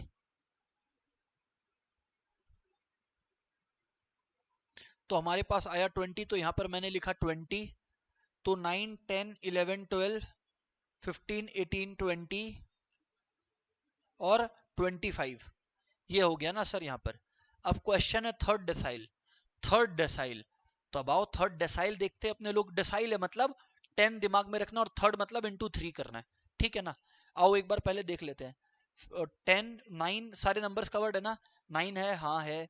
10 कवर्ड है, 11 कवर्ड है, हाँ ठीक है। 12 कवर्ड है, 15 कवर्ड है, 18 कवर्ड है, 20 कवर्ड है और 25 कवर्ड है। बराबर है ना सर। अभी 1, 2, 3, 4, 5, 6, 7, 8 वैल्यूज है ना। अभी 8 वैल्यूज है जो मैं देख पा रहा हूं। तो 8 प्लस 1/10 पहले तो कर लेना है अपने को। n प्लस 1/10 ना, हाँ यहाँ पर सर एक सेकेंड ना, 15 ये है थर्ड डेसाइल, एक सेकेंड ना, ठीक है। थर्ड डेसाइल यानी कि 3 इंटू, इधर कर लेता हूं ना, 3 इंटू n प्लस 1/10। n मुझे जो दिखाई पड़ रहा है वो है मतलब नंबर ऑफ वैल्यूज 1, 2, 3, 4, 5, 6, 7, 8। तो 8 प्लस 1 यानी 9, 3 इंटू n प्लस 1/10। 3 क्यों मल्टीप्लाई, क्योंकि थर्ड डेसाइल है। फोर्थ डेसाइल बोलते तो 4 मल्टीप्लाई किया होता मैं, ठीक ही सोच रहे हो आप लोग। तो बाबू 27/10 कितना होता है, 2.7 ऑब्जर्वेशन। 2.7 ऑब्जर्वेशन का मतलब क्या होता है सर, मतलब सेकेंड ऑब्जर्वेशन लिखना पड़ेगा प्लस सेकेंड ऑब्जर्वेशन लिखना पड़ेगा plus third observation minus second observation करना पड़ेगा। तो third observation minus second observation का मतलब है 11 माइनस 10 करना पड़ेगा हमें। अब सेकेंड ऑब्जर्वेशन कितना है हमारे पास, सेकेंड ऑब्जर्वेशन हमारे पास 10 है। सेकेंड ऑब्जर्वेशन हमारे पास कितना है सर, 10 है। और 0.7 इंटू 11 माइनस 10 है, बराबर ना, क्योंकि second observation plus third minus second into 0.7, बराबर ना। तो आप लोग अगर सॉल्व करोगे तो सेकेंड ऑब्जर्वेशन था हमारा 10 प्लस 11 माइनस 10 1, 1 इंटू 0.7 होता है 0.7, तो 10 प्लस 0.7 यानी 10.7। सर समझ में आ गया हमें बातचीत, सेम ही चीज है दोस्त, तो कुछ ऐसा विशेष करके अलग तो कुछ नहीं है, राइट। अगले क्वेश्चन में मोड आ गया है और मैंने मोड पे चर्चा की नहीं है, तो एक बार वापस से हम लोग ना अपने मटेरियल पर चलते हैं, उसको एक्सप्लोर करते हैं, right, before we get into the discussion. Next हमारा आ गया है मीडियन। अब अगर मैं बोलूं मीडियन आप लोगों को, तो दोस्तों मीडियन का क्या फॉर्मूला है एवरीवन। मीडियन हमारा होता है, यहां पर ध्यान दीजिएगा, मीडियन हमारा होता है lower class interval of the median class plus n/2 minus cumulative frequency of the class preceding the median class bye frequency of the median class into class interval. ये है फॉर्मूला। सर मीडियन क्लास कैसे पता लगता है, याद रखिएगा, अगर आपको मीडियन क्लास पता करना है तो आपको n/2 लगाना पड़ेगा। मीडियन क्लास लगाने के लिए n/2 लगाना पड़ेगा और क्यूमुलेटिव फ्रीक्वेंसी भी निकालना पड़ेगा, ठीक है ना। मान लो कि हम लोग ना कोई डेटा को यूज कर रहे हैं और फिर निकालते हैं ना, सॉल्व करते हैं ना। इधर पे आओ, देखो बात को मैं समझाता हूं आपको। कहां गया, एक मिनट, चलो मैं ही ना डेटा खुद ही बना लेता हूं, वरना ये लोग का डेटा यूज करेंगे तो फंस जाएंगे। आओ इधर पे देखो, इधर पे देखो। मानो मैंने लिखा 0 से 10, फ्रीक्वेंसी हमारे पास है 2, 10 से 20 मेरे पास फ्रीक्वेंसी है 3, 20 से 30 फ्रीक्वेंसी है 4, और 30 से 40 4 + 3 7, 7 + 2 9 1 10, फ्रीक्वेंसी 10 है टोटल, है ना। अब हमें बोला गया कि इस डेटा से मीडियन निकालो, तो मैं आपको पहले क्या बोल रहा हूं ना, टोटल ऑफ फ्रीक्वेंसी निकालो यानी 10 आता है, टोटल ऑफ फ्रीक्वेंसी निकालो यानी कि 10 आता है, यानी कि जो कैपिटल एन है वो 10 हो गया। इसमें ना जब आप लोग क्लास इंटरवल बेस्ड क्वेश्चन करते हो ना, तो हम लोग सम टोटल ऑफ फ्रीक्वेंसी यूज करते हैं, हम लोग तब सम टोटल ऑफ फ्रीक्वेंसी यूज करते हैं ना। तो अब आप लोग ना n/2 निकालो, तो 10/2 का मतलब है फिफ्थ ऑब्जर्वेशन। अब फिफ्थ ऑब्जर्वेशन मतलब क्या सर, पहले आप लोग क्यूमुलेटिव फ्रीक्वेंसी निकाल लो। 2 2 + 3 5 5 + 4 9, ऐड करते चलना है बस, समझ गए। अब आप लोग देखो, फिफ्थ ऑब्जर्वेशन जब आया हमारे पास, तो फिफ्थ ऑब्जर्वेशन हमारा कहां पर आया, यहां पर आया, बराबर है ना। अब अगर ये हमारा फिफ्थ ऑब्जर्वेशन आया, तो अब ये हमारा मीडियन क्लास हो गया। सर मान लो 6 आया होता, फिफ्थ ऑब्जर्वेशन की जगह 6 आया होता, तो मैं 5 के आगे बढ़ जाता, फिर ये वाला मेरा मीडियन क्लास होता, नेक्स्ट वाला मेरा मीडियन क्लास होता। सर समझ में आ गया हमें। खैर जो भी, अभी मैं पॉइंट पर वापस आता हूं ना। फॉर्मूला अब लगाओ। फॉर्मूला क्या था, lower class interval of the median class, मतलब 10 + n/2 यानी कि क्या है, 5 है, minus cumulative frequency previous class का, यानी 2 है cumulative frequency, by frequency median class का कितना है, 3 है, तो बाई 3 इनटू क्लास इंटरवल, मतलब 10 से 20 में कितने का गैप है, 10 का। तो आंसर हो गया 10 + 3/3 इनटू 10, 3 3 गया, तो 10 + 10 आंसर हमारा आ गया 20। तो हमारा जो मीडियन आ गया वो कितना आ गया दोस्त, 20 आ गया। मीडियन हमारा कितना आ गया, 20 आ गया। ये इन लोगों का कहने का मतलब था। क्या बात समझ में आया क्या। फॉर्मूला मतलब ऐसे लगाते हैं, हालांकि इसको लगाने का जरूरत आपको पड़ेगा नहीं, मुझे पता है, बट स्टिल बता दिया हूं मैं। आगे बढ़ते हैं हम लोग और प्रॉपर्टीज ऑफ मीडियन को एक्सप्लोर करते हैं, ठीक है। देखो, पहली प्रॉपर्टी तो वही है जो मीन में भी कवर किए थे हम लोग, है ना। तो अगर एक रिलेशनशिप है y = a + bx का, जैसा मैंने मीन में भी आपको बताया था, तो अगर मीडियन में भी आपको y मीडियन निकालना है और x मीडियन दिया हुआ है, तो आप उसी इक्वेशन में डाल दो, आपको वैल्यूज मिल जाएंगे, पहली बात। अब लेकिन सेकेंड बात बड़ा इंटरेस्टिंग है, for a given set of observations sum of absolute deviation, absolute का मतलब है कि यदि आप मॉड्यूलस पॉजिटिव वैल्यू कंडक्ट करें, मैं करके भी दिखाऊंगा, चिंता मत करना, is minimum when the deviations are taken from the median। तो मिनिमम डिविएशन कब होता है, जब absolute values are taken from the median. मतलब सर नहीं समझ आया, मैं कुछ वैल्यूज लिखता हूं, 2 3 और 5, ऐसे ही। मीडियन मैंने किसको मान लिया, 3 को मान लिया, है ना। हाँ सर, 3 को मैंने मीडियन मान लिया क्योंकि वो है। अब पहली बात तो 3 - 2 करो, कितना आता है, एब्सोल्यूट वैल्यू, मतलब नेगेटिव होगा तो भी पॉजिटिव ही लिखेंगे, 1 आ गया, प्लस मीडियन भी 3 और वैल्यू भी 3, तो +0 प्लस मॉड्यूलस के अंदर मीडियन में से माइनस करना है तो 3 - 4, यानी 3 - 4 अगर आप लोग करोगे तो 2 आएगा, क्योंकि मॉड्यूलस पॉजिटिव होता है। तो 1 + 2 कितना आ गया, 3 आ गया। कितना आ गया, 3 आ गया। तो बाबू अगर 1 + 2 आप लोगों के पास 3 आ गया, अगर बाबू आप लोगों के पास 1 + 2 जो है वो 3 आ गया, तो इसका मतलब है आपका जो है एब्सोल्यूट डिविएशन मिनिमम आ गया।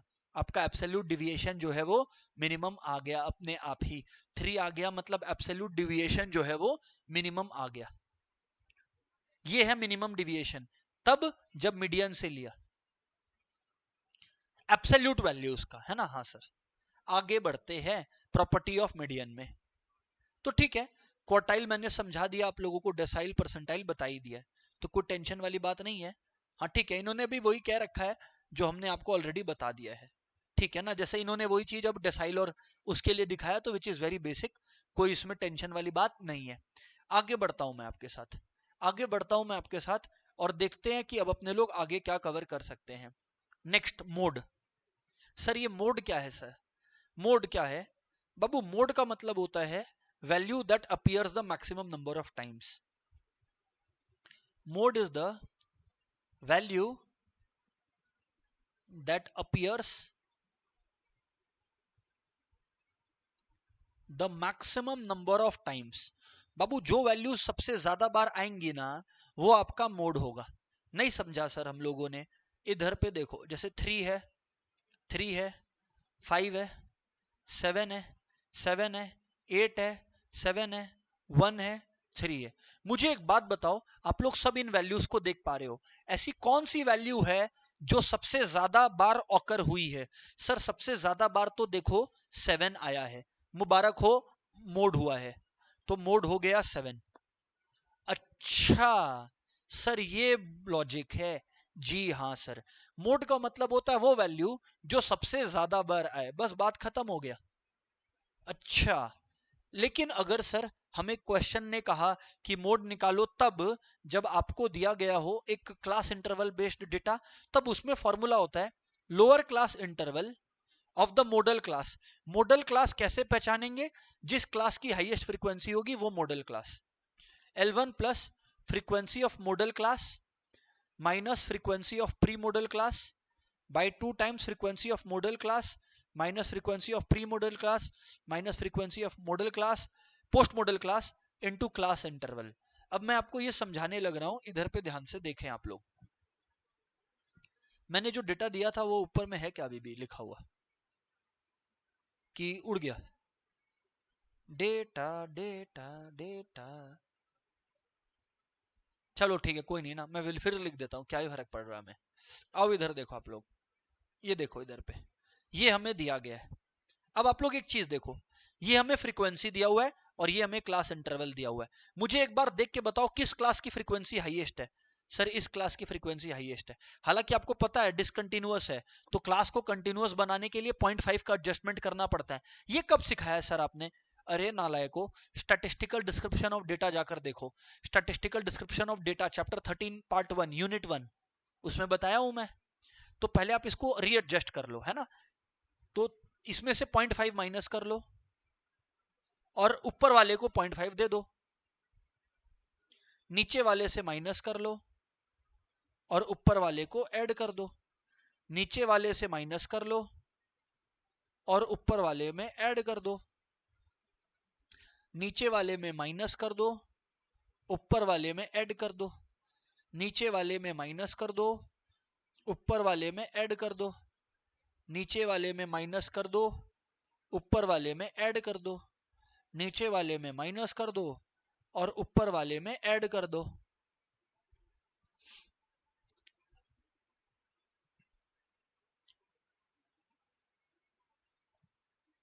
अब मैं आपको क्या बोल रहा हूं?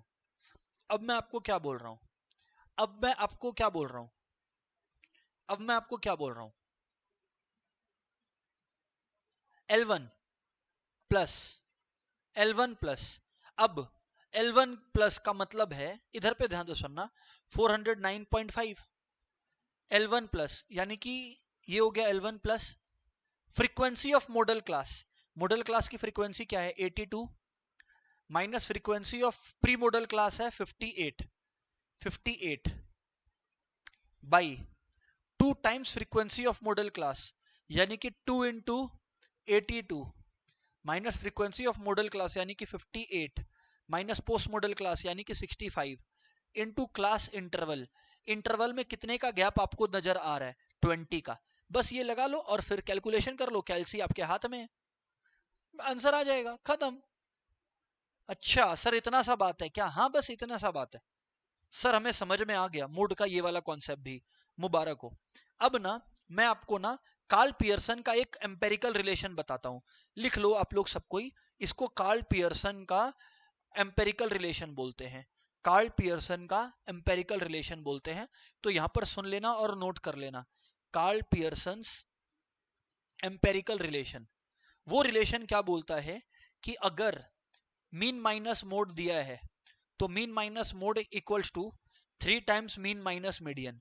अब क्या हो सकता है ना, ऐसे कैसे क्वेश्चन बन सकता है कि इंस्टीट्यूट ना आपको ना कोई भी 3 में से 2 वैल्यूज दे देगा, 3 में से 2 वैल्यूज दे देगा और बोलेगा एक काम करो तीसरी वैल्यू को निकालो। कोई भी 2 वैल्यूज दे देगा और बोलेगा एक काम करो तीसरी वैल्यू निकालो, तो बस खत्म हो गया ना। मान लो इंस्टीट्यूट ने कह दिया मीन और मोड दे दिए, भैया मीडियन बताओ। तो इस तरीके से आप ना ऑपरेट कर सकते हो। ये फॉर्मूला कार्ल पियर्सन ने दिया था, इसीलिए इसको कार्ल पियर्सन्स एम्पेरिकल फॉर्मूला बोलते हैं, ठीक है ना, कार्ल पियर्सन्स एम्पेरिकल फॉर्मूला बोलते हैं। Sir by the way mode में भी वैसा ही रिलेशन होता है क्या? हाँ, मोड में भी वही रिलेशन होता है जो मीन और मीडियन में भी हम लोगों ने देख रखा है।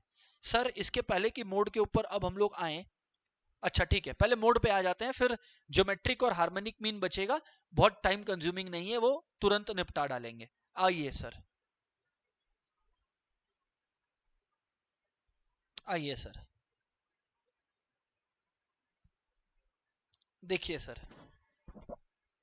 If the difference between mean and mode is 63, तो अगर बाबू मीन माइनस मोड 63 है, तो मैं क्या लिख रहा हूं इधर देखो, mean minus mode is equals to, then the difference between mean and median will be, देखो एक चीज समझो, mean minus mode equals to 3 time mean minus median, mean minus mode equals to 3 times mean minus median.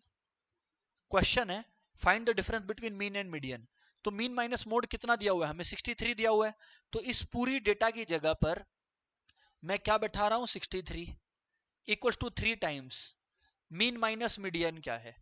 Mean minus median क्या है? ये है। अब 3 को उधर भेज दिया तो 63/3 कितना हो गया? 21।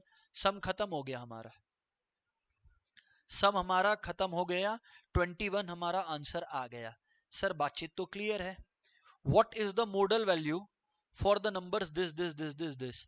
अब अगर आपसे पूछा जाए मॉडल वैल्यू, तो मॉडल वैल्यू के लिए आपको देखना है सबसे ज्यादा बार कौन दिखाई पड़ता है। 10 एक बार दिखा, 10 2 बार दिखा, बाकी सारे नंबर्स एक बार दिखे, मोड 10 है, खत्म हो गया। अच्छा, अच्छा, find the mode of the following. ओहो, इसमें मेहनत करना पड़ेगा, चलो खैर कर लेते हैं, उतना कुछ हाई फाई क्वेश्चन नहीं है, आओ सॉल्व करते हैं। सबसे पहले बाबू मॉडल क्लास को पकड़ना पड़ेगा आपको। मॉडल क्लास जैसा मैं देख पा रहा हूं, वो क्लास होती है जिसका फ्रीक्वेंसी हाईएस्ट होता है, यानी कि ये वाली क्लास है ना, क्योंकि ये क्लास इंटरवल और ये फ्रीक्वेंसी का कॉलम है ना। अब मैं क्या कह रहा हूं, मॉडल क्लास मिल गया, तो अब ऐसा है, फ्रीक्वेंसी ऑफ मॉडल क्लास कितना है हमारा? 34, ठीक है। Frequency of pre modal class हमारा कितना है? मतलब मॉडल क्लास से पहली वाली क्लास का फ्रीक्वेंसी 22, और पोस्ट मॉडल क्लास कितना है हमारा? 20। अब बोला कि भैया मोड निकालो, तो फॉर्मूला क्या है? Mode equals to lower class interval, यानी कि 30 lower class interval of modal class plus frequency of modal class minus frequency of pre modal class by 2 into frequency of modal class minus frequency of pre modal class minus frequency of post modal class into class interval. Class interval मतलब 10 का gap है, तो ये 10 है, तो 10 का gap लिखा मैं, है ना। तो यानी कि 30 प्लस 34 माइनस 22 कितना हो गया? 12 बाई 68 माइनस 42 कितना हो गया? 68 माइनस 42 कर लो आप लोग, 26 आ रहा है ना। 68 माइनस 42 अगर आप लोग कर रहे हो तो आपका 26 आ रहा है, बराबर ना, इंटू 10। अब बाबू आपने करना क्या है, बस वैल्यूज कैलसी पे हाथ चलाना है। 120/26,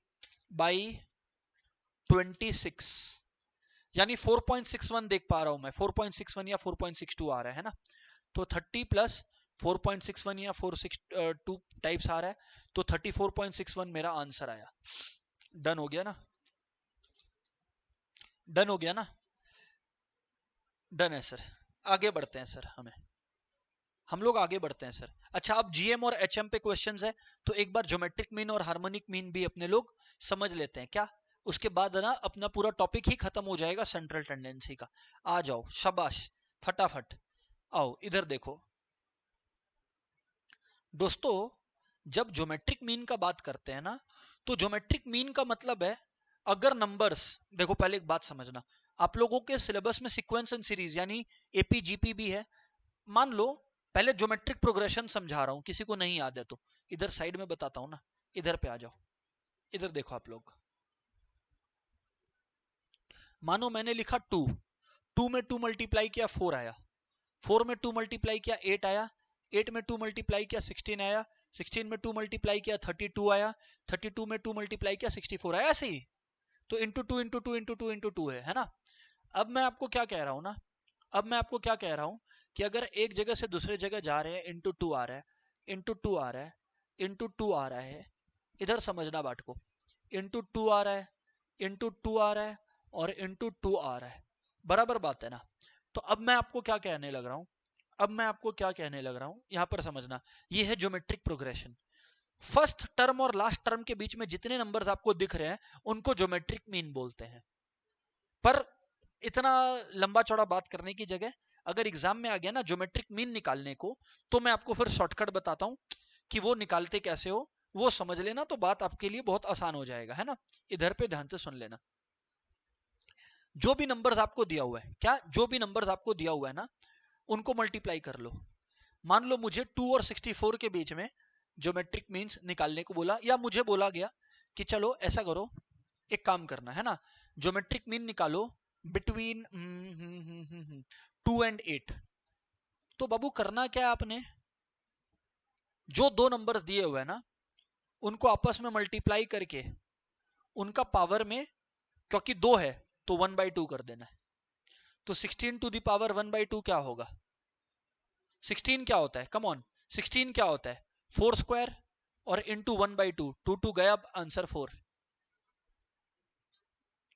निपट गया देखो, निपट गया देखो, कितना आसानी से निपट गया, नहीं क्या। यस सर, बात तो सर समझ में आ गया, यस सर बात तो हमें सर समझ में आ गया। आगे बढ़ते हैं ना हम लोग, आगे बढ़ते हैं हम लोग, मूविंग ऑन, ये वाला बात हमें सर समझ में आ गया है ज्योमेट्रिक मीन का। तो देखो इधर पे, ठीक इसी तरीके से अगर फ्रीक्वेंसी बेस्ड क्वेश्चन है ना, तब हम लोग वैल्यू के पावर में फ्रीक्वेंसी डालते हैं, हर वैल्यू के पावर में फ्रीक्वेंसी डालते हैं और ओवरऑल पावर में 1/n डालते हैं। नहीं समझे सर, आओ, मान लो मार्क्स 2 आया हो, ऐसे 3 स्टूडेंट्स का हुआ, मार्क्स 4 आया, ऐसे 2 स्टूडेंट्स का हुआ। तो ये फ्रीक्वेंसी और ये एक्स की वैल्यूज है। तो आपने करना कुछ नहीं है, 2, अब बोला गया ज्योमेट्रिक मीन निकालने, तो 2 में फ्रीक्वेंसी का पावर डाल दो, इनटू 4 में फ्रीक्वेंसी का पावर डाल दो, और overall 1 by some total of frequency कितना होता है 5, 1/5 कर दो। तो ये आपका ज्योमेट्रिक मीन आ जाएगा। ये कुल मिलाकर यहां पर जो है बातचीत चल रहा है। अच्छा, ये चक्कर है सर, जी सर। ज्योमेट्रिक मीन के कुछ फीचर, अच्छा अब जैसे देखो यहाँ पे इन्होंने हमें कहा कि भाई ऐसा है 3, 6 और 12 का ज्योमेट्रिक मीन निकालो, तो कुछ नहीं, तीनों को आपस में मल्टीप्लाई कर दो, तीनों को आपस में मल्टीप्लाई कर दो, और जितने ठो नंबर्स है, जितने ठो नंबर्स है 3 ठो है, तो पावर में 1/3 कर दो, बस फिर देख लो आपका जो भी आंसर है आ जाएगा। अच्छा, अब यहां पर समझना property, log of g for a set of observation is the am of the logarithm of the observations. Log of g for a set of observation is the arithmetic mean of the logarithms of the observation. Sir इसका मतलब क्या हुआ, इसका मतलब simple भाषा में है कि अगर आप logarithm of g करोगे, मतलब ज्योमेट्रिक मीन का आप logarithm करोगे, है ना, तो वो जो ऑब्जर्वेशंस थे उनका अरिथमेटिक मीन का लॉगरिदम जो होगा वो ज्योमेट्रिक मीन के बराबर होगा। नहीं समझे सर हम लोग, चलो कोई नहीं, आओ इधर समझाता हूं। बोलने का मतलब है 2 और 8 है, 2 और 8 का ज्योमेट्रिक मीन कितना है आता है बताओ तो, और 2 और 8 का ज्योमेट्रिक मीन 4 आता है। तो इनका कहना है कि जो log 4 होगा, वो आप लोग देख लेना log टेबल में से, तो जो log 4 होगा यानी जो ज्योमेट्रिक मीन का log होगा, वो दोनों इंडिविजुअल ऑब्जर्वेशंस के लॉगरिदम्स का एवरेज होगा, यानी अरिथमेटिक मीन होगा, मतलब एवरेज होगा। तो ये रिलेशन होल्ड कर रहा है। सर समझ आ गया क्या, जी सर हमें बात समझ में आता है। आगे, if all the observations are assumed by a variable are constant, then the gm of the observation is also a constant। हाँ ठीक है, अगर आप कांस्टेंट का ऑब्जर्वेशंस का gm लोगे तो gm भी कांस्टेंट ही आएगा।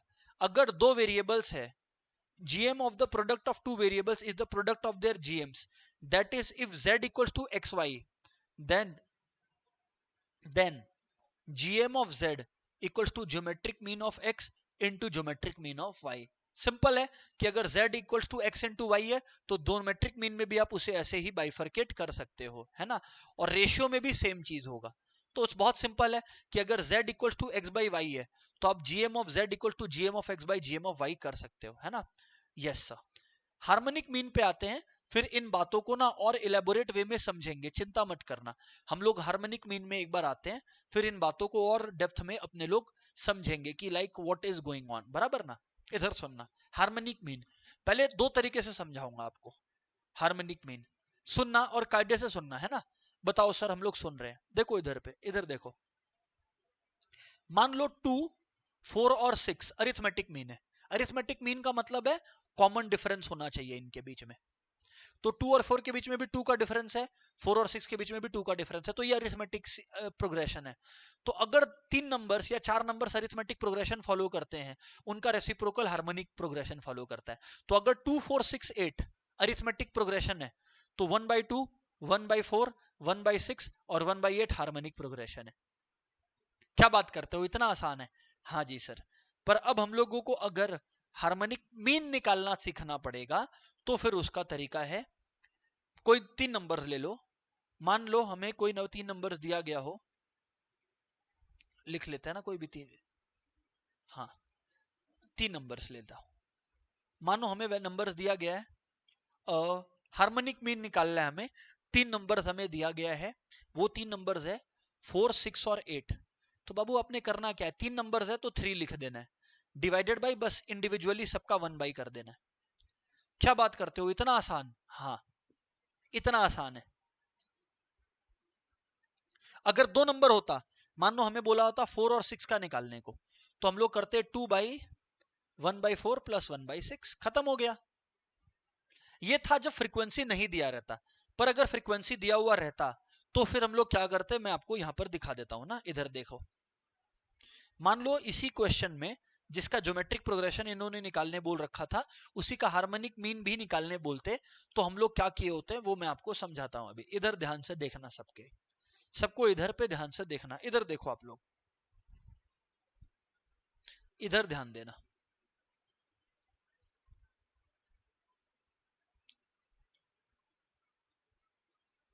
देखो यहां पर 2 2 4 3 8 3 16 2, बराबर ना। तो अगर ऐसा बात है, ये दिया हुआ है, तो अगर आपको इसका हार्मोनिक प्रोग्रेशन निकालना है ना, तो हार्मोनिक प्रोग्रेशन क्या होगा, सम टोटल ऑफ n, मतलब इन सबको ऐड कर लो। तो 6 और 4 10 हो गया, कर दिया ऐड बाई, अब कुछ नहीं, frequency by individual value. Frequency है 2, इंडिविजुअल वैल्यू है 2, प्लस फ्रीक्वेंसी है 3 और इंडिविजुअल वैल्यू है 4, प्लस फ्रीक्वेंसी है 3, इंडिविजुअल वैल्यू है 8, फ्रीक्वेंसी है 2, इंडिविजुअल वैल्यू है 16। बस खत्म हो गया सम, खत्म हो गया सम। निकाल लो, अब आप लोगों का हार्मोनिक मीन आ जाएगा। समझ आया। पर एक बात बताता हूं, अगर बाबू कभी भी दो नंबर्स है ना, ए और बी, उनका हार्मोनिक मीन निकालना हो ना, ज्यादातर वो आएगा, तो उसका शॉर्टकट है 2ab by a plus B. हालांकि इसमें शॉर्टकट वाली बात नहीं है कुछ, एक्चुअली ए बी है, तो दो नंबर्स है, तो आप क्या करते हो एक्चुअल में, 2 लिखते हो, क्योंकि दो नंबर्स है, 1/a प्लस 1/b करते हो, नहीं क्या। तो मैं इसी को शॉर्टकट में कर दिया। अब अगर आप 2/ab का एलसीएम लोगे तो ab आएगा, ab डिवाइडेड बाई a कितना होता है b, और ab डिवाइडेड बाई b कितना होता है a। तो ab अगर ऊपर चला गया तो हो गया ना 2ab by a plus B, नहीं क्या। यही बता रहे थे, यही इन लोग बताना चाह रहे थे। सर हमें बात समझ में आता है, सर हमें बात समझ में आता है। तो 2ab by a plus B हो गया। अब हार्मोनिक प्रोग्रेशन का जो फीचर्स है वो है, if all the properties taken by variable, observations taken are constant से के, मतलब सारा सेम वैल्यूज है, तो हार्मोनिक मीन भी वही आ जाएगा। अगर सारा वैल्यूज सेम है, जैसे ज्योमेट्रिक मीन में था सारा वैल्यूज सेम है, तो वही आ जाता है। वैसे ही हार्मोनिक में भी सारा वैल्यूज सेम है, तो हार्मोनिक मीन भी वही आ जाएगा। आगे बढ़ते हैं।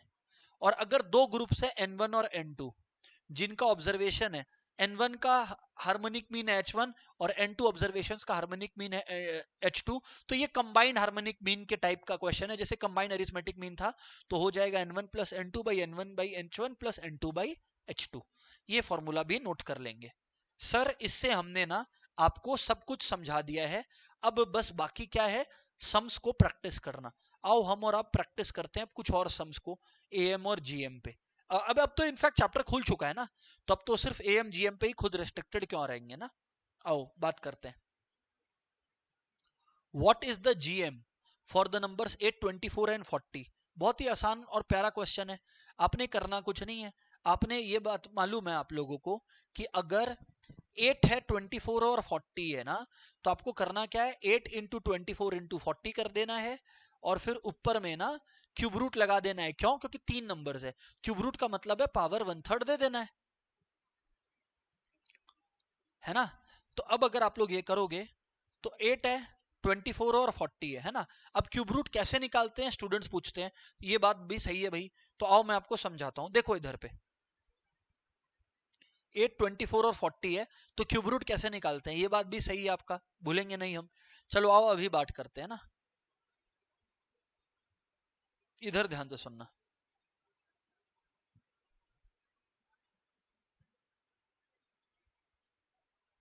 इधर देखो आप लोग, 8 है इंटू 24 है इंटू 40 है, पावर में 1/3 हम लोग डाल दिए।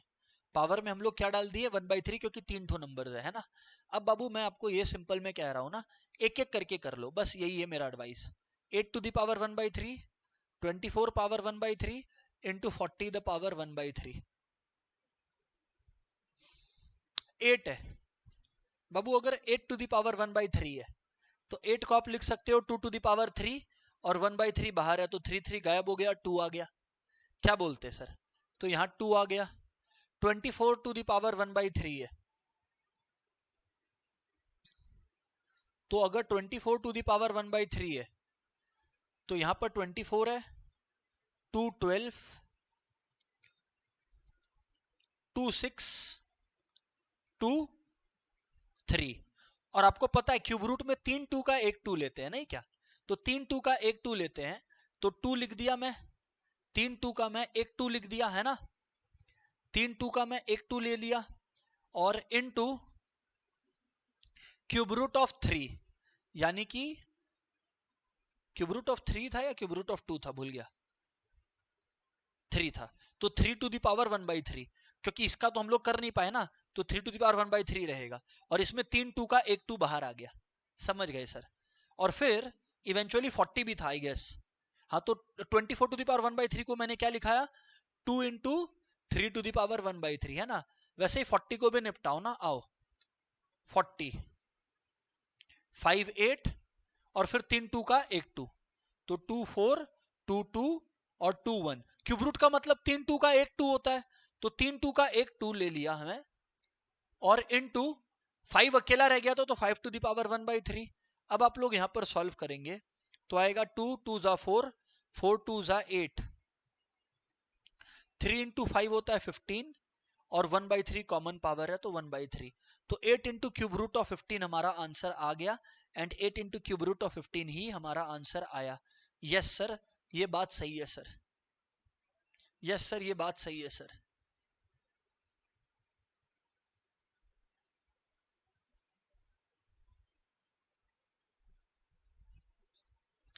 अगर जीएम ऑफ एक्स है 10, इधर ध्यान से सुनना, अगर जीएम ऑफ एक्स है 10, अगर जीएम ऑफ वाई है 15, तो जीएम ऑफ एक्स वाई क्या होगा। बाबू ये मैंने अभी पढ़ाया था ना कि दोनों का प्रोडक्ट होगा, तो 10 इंटू 15 क्या होगा, मतलब एक्स एक सीरीज है जिसका जीएम 10 है, वाई एक सीरीज है जिसका जीएम 15 है, तो दोनों सीरीज को मल्टीप्लाई करेंगे तो जीएम भी मल्टीप्लाई हो जाएगा 150। मेहनत ही नहीं करना। हार्मोनिक मीन ऑफ 2 3 5 क्या है, कम ऑन यार, बहुत आसान क्वेश्चन है, सॉल्व करता हूं। देखो 3 नंबर्स है, तो 3 है, डिवाइडेड बाई अब इंडिविजुअली को 1/2, 1/3 और 1/5 है। हाँ जी सर। अब मैं ये कह रहा हूं ना कि देखो कॉमन सेंस अपने पास है 3 डिवाइडेड बाई कैलसी भी है, 1/2 होता है 0.5, 1/3 होता है 0.33, ठीक है, और 1/5 होता है 0.2। अगर इन सबको हम लोग ऐड करते हैं ना तो आएगा 0.5 प्लस 0.33 प्लस 0.2, 1.03 आया।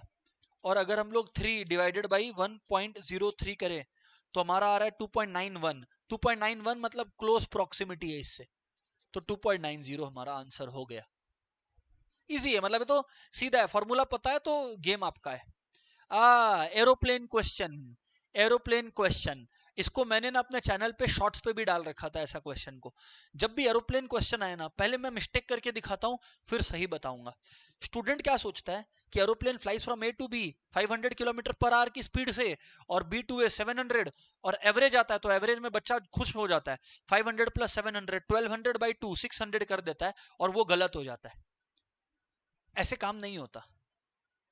एवरेज स्पीड होता है बाबू total distance by total time. Average speed का फॉर्मूला होता है total distance by total time. Average speed का फॉर्मूला s1 प्लस s2/2 नहीं होता। और जब total distance by total time करना हो, कभी भी आपको स्पीड का एवरेज निकालना हो, तो हार्मोनिक मीन को याद कर लेना, हार्मोनिक मीन ही होता है एवरेज। फॉर्मूला क्या था याद है? दो हार्मोनिक मीन का, अगर दो टर्म्स है उनका हार्मोनिक मीन निकालना है तो मैंने आज ही थोड़ी देर पहले बोला 2ab by a plus B, इससे शॉर्टकट ट्रिक नहीं बना है। तो यानी कि 2 इंटू 500 इंटू 700 बाई 500 प्लस 700 यानी 1200 गया, 6 आया तो 3500 बाई 6 आपका 583.33 आ जाएगा। बल्ले बल्ले। मजा तो मुझे आएगा अब आप लोगों को 5th क्वेश्चन पढ़ाने में। मजेदार क्वेश्चन तो ये हुआ ना दोस्त, मजेदार क्वेश्चन तो ये हुआ ना, ये वाला बढ़िया क्वेश्चन है। तो चलो एक बार हम लोग ना ये वाला क्वेश्चन को समझते हैं, क्योंकि ये क्वेश्चन जो है असल में अपने को चैलेंज करेगा। इसके पहले कि मैं ये क्वेश्चन कराऊं, मुझे अब आप लोगों को ना 2-3 चीजें और सिखानी पड़ेंगी इस क्वेश्चन पर आने से पहले, है ना, वरना ये क्वेश्चन नहीं होगा आपका मार्क्स चला जाएगा एग्जाम में, जो आप भी नहीं चाहोगे मैं भी नहीं चाहूंगा। तो सर आप बताइए ना फिर क्या तरीका है। देखो भैया, सबसे पहले है यहाँ पे ना वेट्स आ गया, वेट्स। तो वेटेड हार्मोनिक मीन का फॉर्मूला देख लो बाबू, है ना। वेट्स कुछ नहीं है, बच्चा फंस जाता है। वेट्स कुछ नहीं है बाबू, फ्रीक्वेंसी है। इसलिए मैंने कहा कि मुझे पहले 2-3 चीज बताने हैं। पहली चीज, वेट्स फ्रीक्वेंसी है। तो फ्रीक्वेंसी का फॉर्मूला क्या होता है जब फ्रीक्वेंसी बेस्ड क्वेश्चन होता है? क्या होता है? Sum total of frequency by individual का फ्रीक्वेंसी बाई x1, दूसरे का फ्रीक्वेंसी बाई x2, और ये तब तक चलते चलेगा जब तक वैल्यूज एंड ना हो। हाँ ना बोलना पड़ेगा जी। यस सर बात सही है आपका, यस सर बात सही है आपका। चलो अब मैं आपको समझाता हूं। पहली बात तो मैंने आपको बता दी है ना बाबू, अगर कभी भी, ये आप लोग को याद रखना है, कभी भी सम ऑफ n नेचुरल नंबर्स निकालना है, कभी भी सम ऑफ n नेचुरल नंबर्स अगर निकालना है ना आपको, कभी भी अगर sum of n natural numbers निकालना है ना आपको, तो उसका फॉर्मूला होता है n into n plus 1/2। n natural numbers मतलब मान लो आपको 1 प्लस 2 प्लस 3 प्लस 4 प्लस 5 निकालना है, तो एक्चुअल ऐड करने की जगह आप n की जगह 5 डाल दो। अच्छा, लिख लेना sum of n natural numbers. अगर कभी भी आपको मिल गया sum of squares of n natural numbers ना, तो दोस्तों उसका फॉर्मूला होता है n into n plus 1 into 2n plus 1 by 6। इसका क्या मतलब होता है? अगर कोई आपको कहता है ना, अगर कोई आपको कहता है, यहां पर ध्यान दीजिएगा, कोई अगर आपको कहता है 1 square plus 2 square plus 3 square 5 square तक करने को, तो उस केस में दोस्त आप क्या करोगे? n को 5 लोगे और यहां पर 5 बैठाकर आप लोग इसको निपटा दोगे। n को 5 लोगे और 5 यहां पर बैठा के निपटा दोगे। Sum of square of n natural numbers आ गया। और नेक्स्ट है sum of cube of n natural numbers. तो अगर sum of cube of n natural numbers अगर आ गया, तो इसका फॉर्मूला है n into n plus 1/2, n into n plus 1/2, और फिर n इंटू 1 प्लस 1/2 का होल स्क्वायर। ये याद रखना। अब इसको आपको याद रखना पड़ेगा। देखो मतलब समझ गए? अगर कभी भी आपको 1 क्यूब प्लस 2 क्यूब, ऐसे करते करते 10 क्यूब तक का टोटल निकालना है, तो सच में क्यूब मत करना, बस n की जगह 10 लगा देना और आपका टोटल आ जाएगा। समझ गए? ठीक है सर, ये बात हमें समझ में आ गया। पर सर इससे इस क्वेश्चन का क्या तात्पर्य है? What is the logic that you are discussing this sir? अब मैं आपको बताता हूं लॉजिक क्या है। देखें आप लोग, इधर ध्यान दें आप लोग ना। Given the weights of the numbers 1 2 3 till n ना, for the respective values 1 square 2 square 3 square blah blah blah blah blah square, तो मैं अब आपको ये समझाने लग रहा हूं, इधर ध्यान देंगे आप लोग कि देखो फॉर्मूला क्या है हरित हार्मोनिक मीन का। वेट्स देख के मत घबराना, वेट्स मतलब फ्रीक्वेंसी होता है, sum total of frequency by individual frequency, sum of individual frequency by value. Yes और नो बोलो। जी सर एकदम ठीक बोलते हो ना आप, एकदम ठीक बोलते हो ना आप। तो अब मैं आपको क्या कह रहा हूं, यहां पर ध्यान से सुनना, यहां पर ध्यान से सुनना। क्वेश्चन है given the weights for the numbers are, ये हमें फ्रीक्वेंसी दिया हुआ है, तो पहले हमें सम टोटल ऑफ फ्रीक्वेंसी निकालना होगा। बाबू सम टोटल ऑफ फ्रीक्वेंसी क्या होता है? वन, क्योंकि वेट्स ये है, फ्रीक्वेंसीज ये है, तो एन स्क्वायर तक जाना पड़ेगा। और आपको पता है एन तक का टोटल का समेशन का फॉर्मूला क्या होता है? Sum of squares n into N plus one, two N plus one whole by 6। Note कर लो, नोट कर लो, नोट कर लो।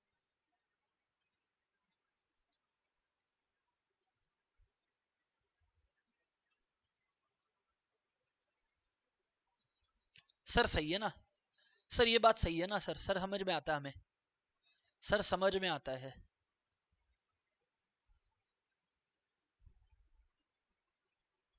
कर लिया क्या आपने नोट? सर हमें बिल्कुल नोट कर लिया हम लोगों ने। अभी सुनना, आगे सुनना। अगर आप लोगों ने इतना बात नोट कर लिया, इसके बाद आगे बोलूंगा, इतना नोट कर लो।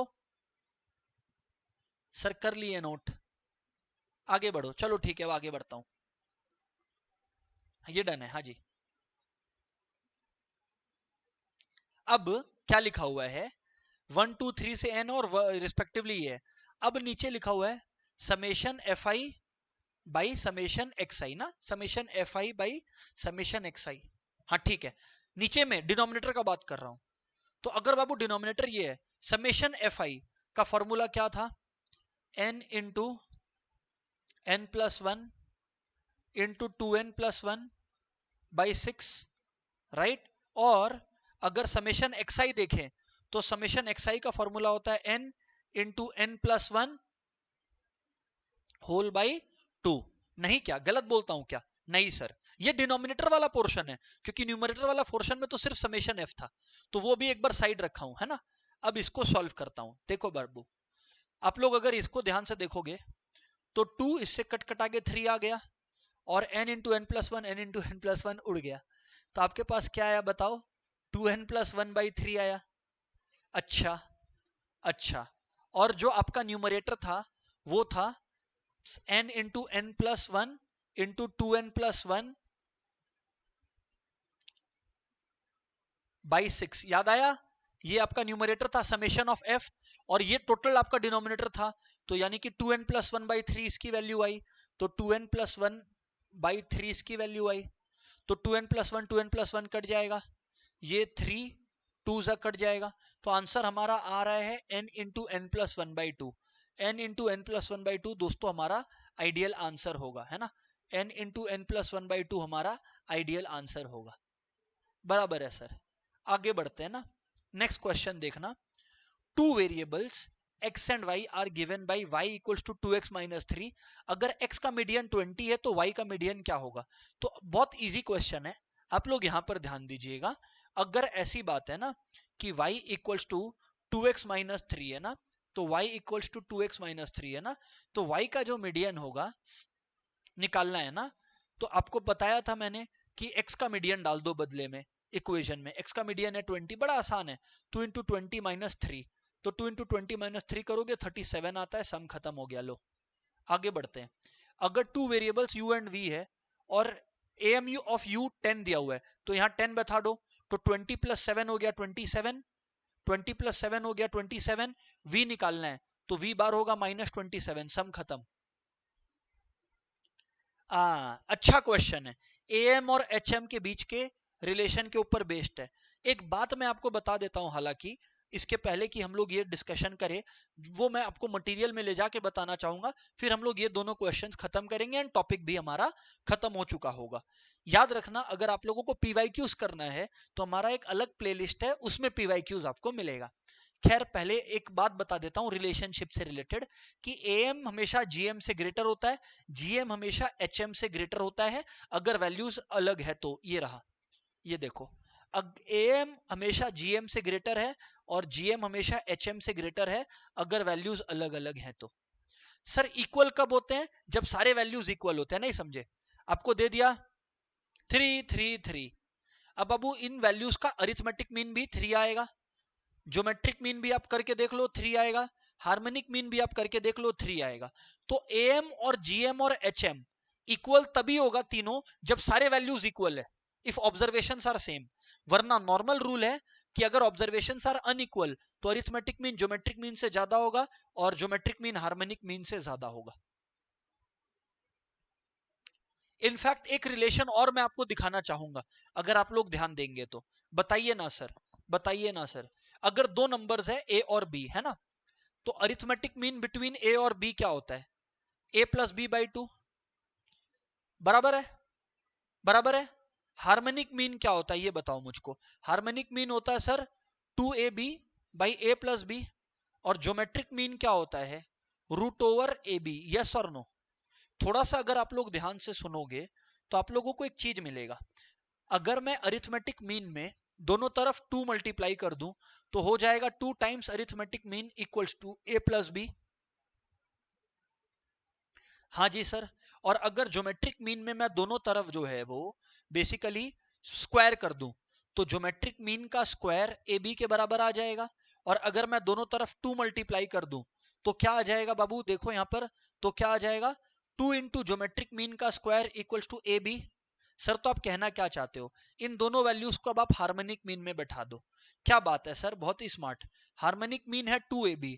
अब 2ab अगर हार्मोनिक मीन है, 2ab अगर हार्मोनिक मीन है तो 2 इंटू ए बी की जगह मैं 2 इंटू ज्योमेट्रिक मीन का स्क्वायर लिख सकता हूं। तो हार्मोनिक मीन हो गया स्टूडेंट्स, हार्मोनिक मीन हो गया 2 इंटू ज्योमेट्रिक मीन का स्क्वायर बाई, इधर देखना हार्मोनिक मीन में नीचे a प्लस बी है और a प्लस बी होता है 2 इंटू अरिथमेटिक मीन, तो बाई 2 इंटू अरिथमेटिक मीन। 2 अगर हम लोग काट दें तो हम लोग कह सकते हैं कि harmonic mean into arithmetic mean होता है ज्योमेट्रिक मीन का स्क्वायर, या ज्योमेट्रिक मीन होता है, यहां पर सुन लो, या फिर ज्योमेट्रिक मीन होता है root over of arithmetic mean into harmonic mean. बताइए कितना सारा रिश्ता सामने आ गया। समझ आया क्या? अच्छा सर, समझ आया। तो चलो फिर अब दो क्वेश्चंस निपटाते हैं एंड वाइंड अप करते हैं आज की क्लास को, दो क्वेश्चन निपटा के।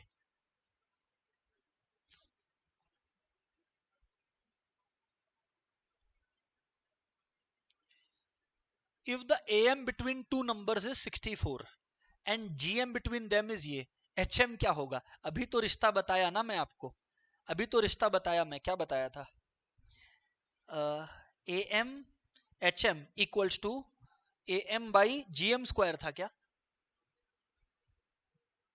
ना ना ना ना, ऊपर में था जीएम स्क्वायर, जीएम स्क्वायर ऊपर में था, ए एम नीचे में था, ठीक है ना, कोई बात नहीं।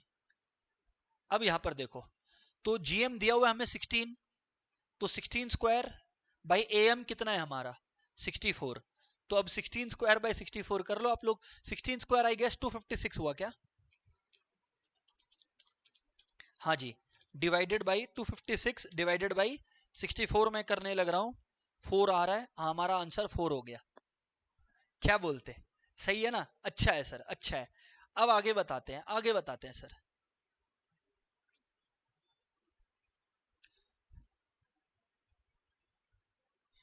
अब बोल रहे हैं कि हार्मोनिक मीन दिया हुआ है दो नंबर्स का 4, तो हमें वो दो नंबर्स निकालने हैं और वो दो नंबर्स ये रिलेशन को सेटिस्फाई करते हैं कि 2 into arithmetic mean plus geometric का स्क्वायर इक्वल्स टू 27। हमें बोला गया वो दो नंबर्स बताओ। अच्छा, उन दोनों नंबर्स का जो हार्मोनिक मीन है मैं आपको बता दूं, 4 हमें बताया हुआ है इन्होंने, 4 हमें इन्होंने दे रखा है। तो सर आप कैसे करोगे ये बताओ? मैं बोला यार ये तो इन्होंने बदमाशी कर दिया फिर, ठीक है ना। खैर कोई नहीं, हम लोग भी कम नहीं है, हम सॉल्व कर ही लेंगे। इधर देखना आप लोग कैसे होगा, इधर पे ध्यान से देखना कैसे होगा, ठीक है ना। ध्यान से सुनना, मैं एक काम करता हूं ना, 2a को एवरीबॉडी, मैं क्या कह रहा हूं ना, 2a को एक बार यही रहने देते हैं। 2a को एक, अच्छा इसमें करने का एक और तरीका है, दो तरीका एक्चुअली, दो तरीका एक्चुअली, कि आप लोग 1 और 3 का हार्मोनिक मीन निकाल लो। 4 आ रहा है क्या, 9 और 5 का हार्मोनिक मीन देख लो, 4 आ रहा है क्या, 6 3 का 12 7 का आ रहा है क्या। अब अगर 2 में आ गया तब तो फिर अपना दिक्कत आ जाएगा। तो मैं आपको एक तरीका बताता हूं, यहां पर समझना। हार्मोनिक मीन के बारे में हमने आपको क्या बताया था, कुछ बताया था ना, कि हार्मोनिक मीन होता है ज्योमेट्रिक मीन का स्क्वायर बाई अरिथमेटिक मीन, बराबर। यानी कि मैं कह सकता हूं, सुनो ना, यानी मैं कह सकता हूं arithmetic mean into harmonic mean equals to geometric mean का स्क्वायर। हाँ सर, तो ये बात आप दोबारा रिपीट करने का क्या लॉजिक बन रहा है, मैं बताता हूं ना लॉजिक क्या बन रहा है।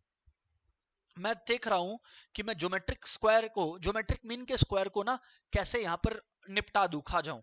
आओ इधर पे अभी बात करता हूं ना, इधर पे ध्यान से सुनना, आओ इधर पे ध्यान से सुनना। a इंटू एच हो गया g का स्क्वायर, a इंटू एच हो गया g का स्क्वायर।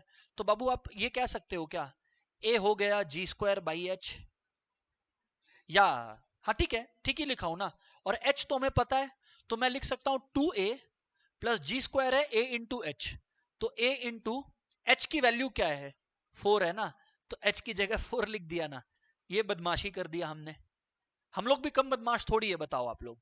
यस सर, बात तो ठीक है, बदमाशी तो सही की है।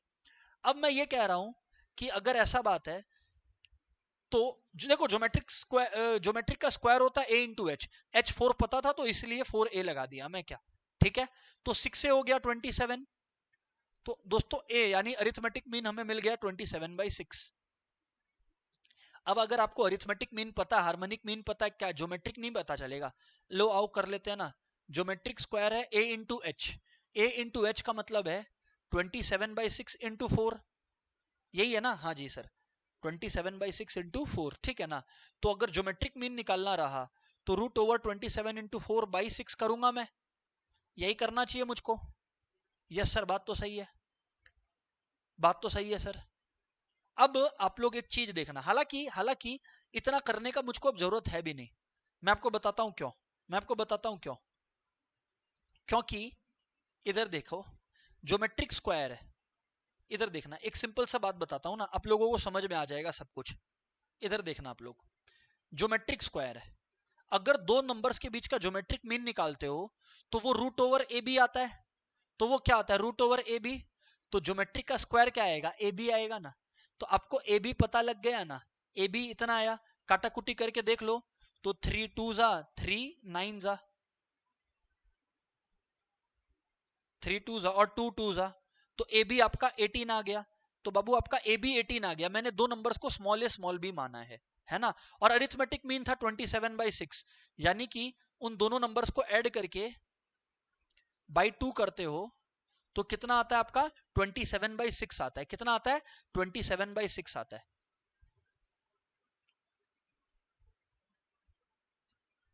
बराबर बात है। तो अगर हम लोग काटाकुटी करें तो 3 आ गया, तो दोनों नंबर्स को ऐड करके 27/3 आता है।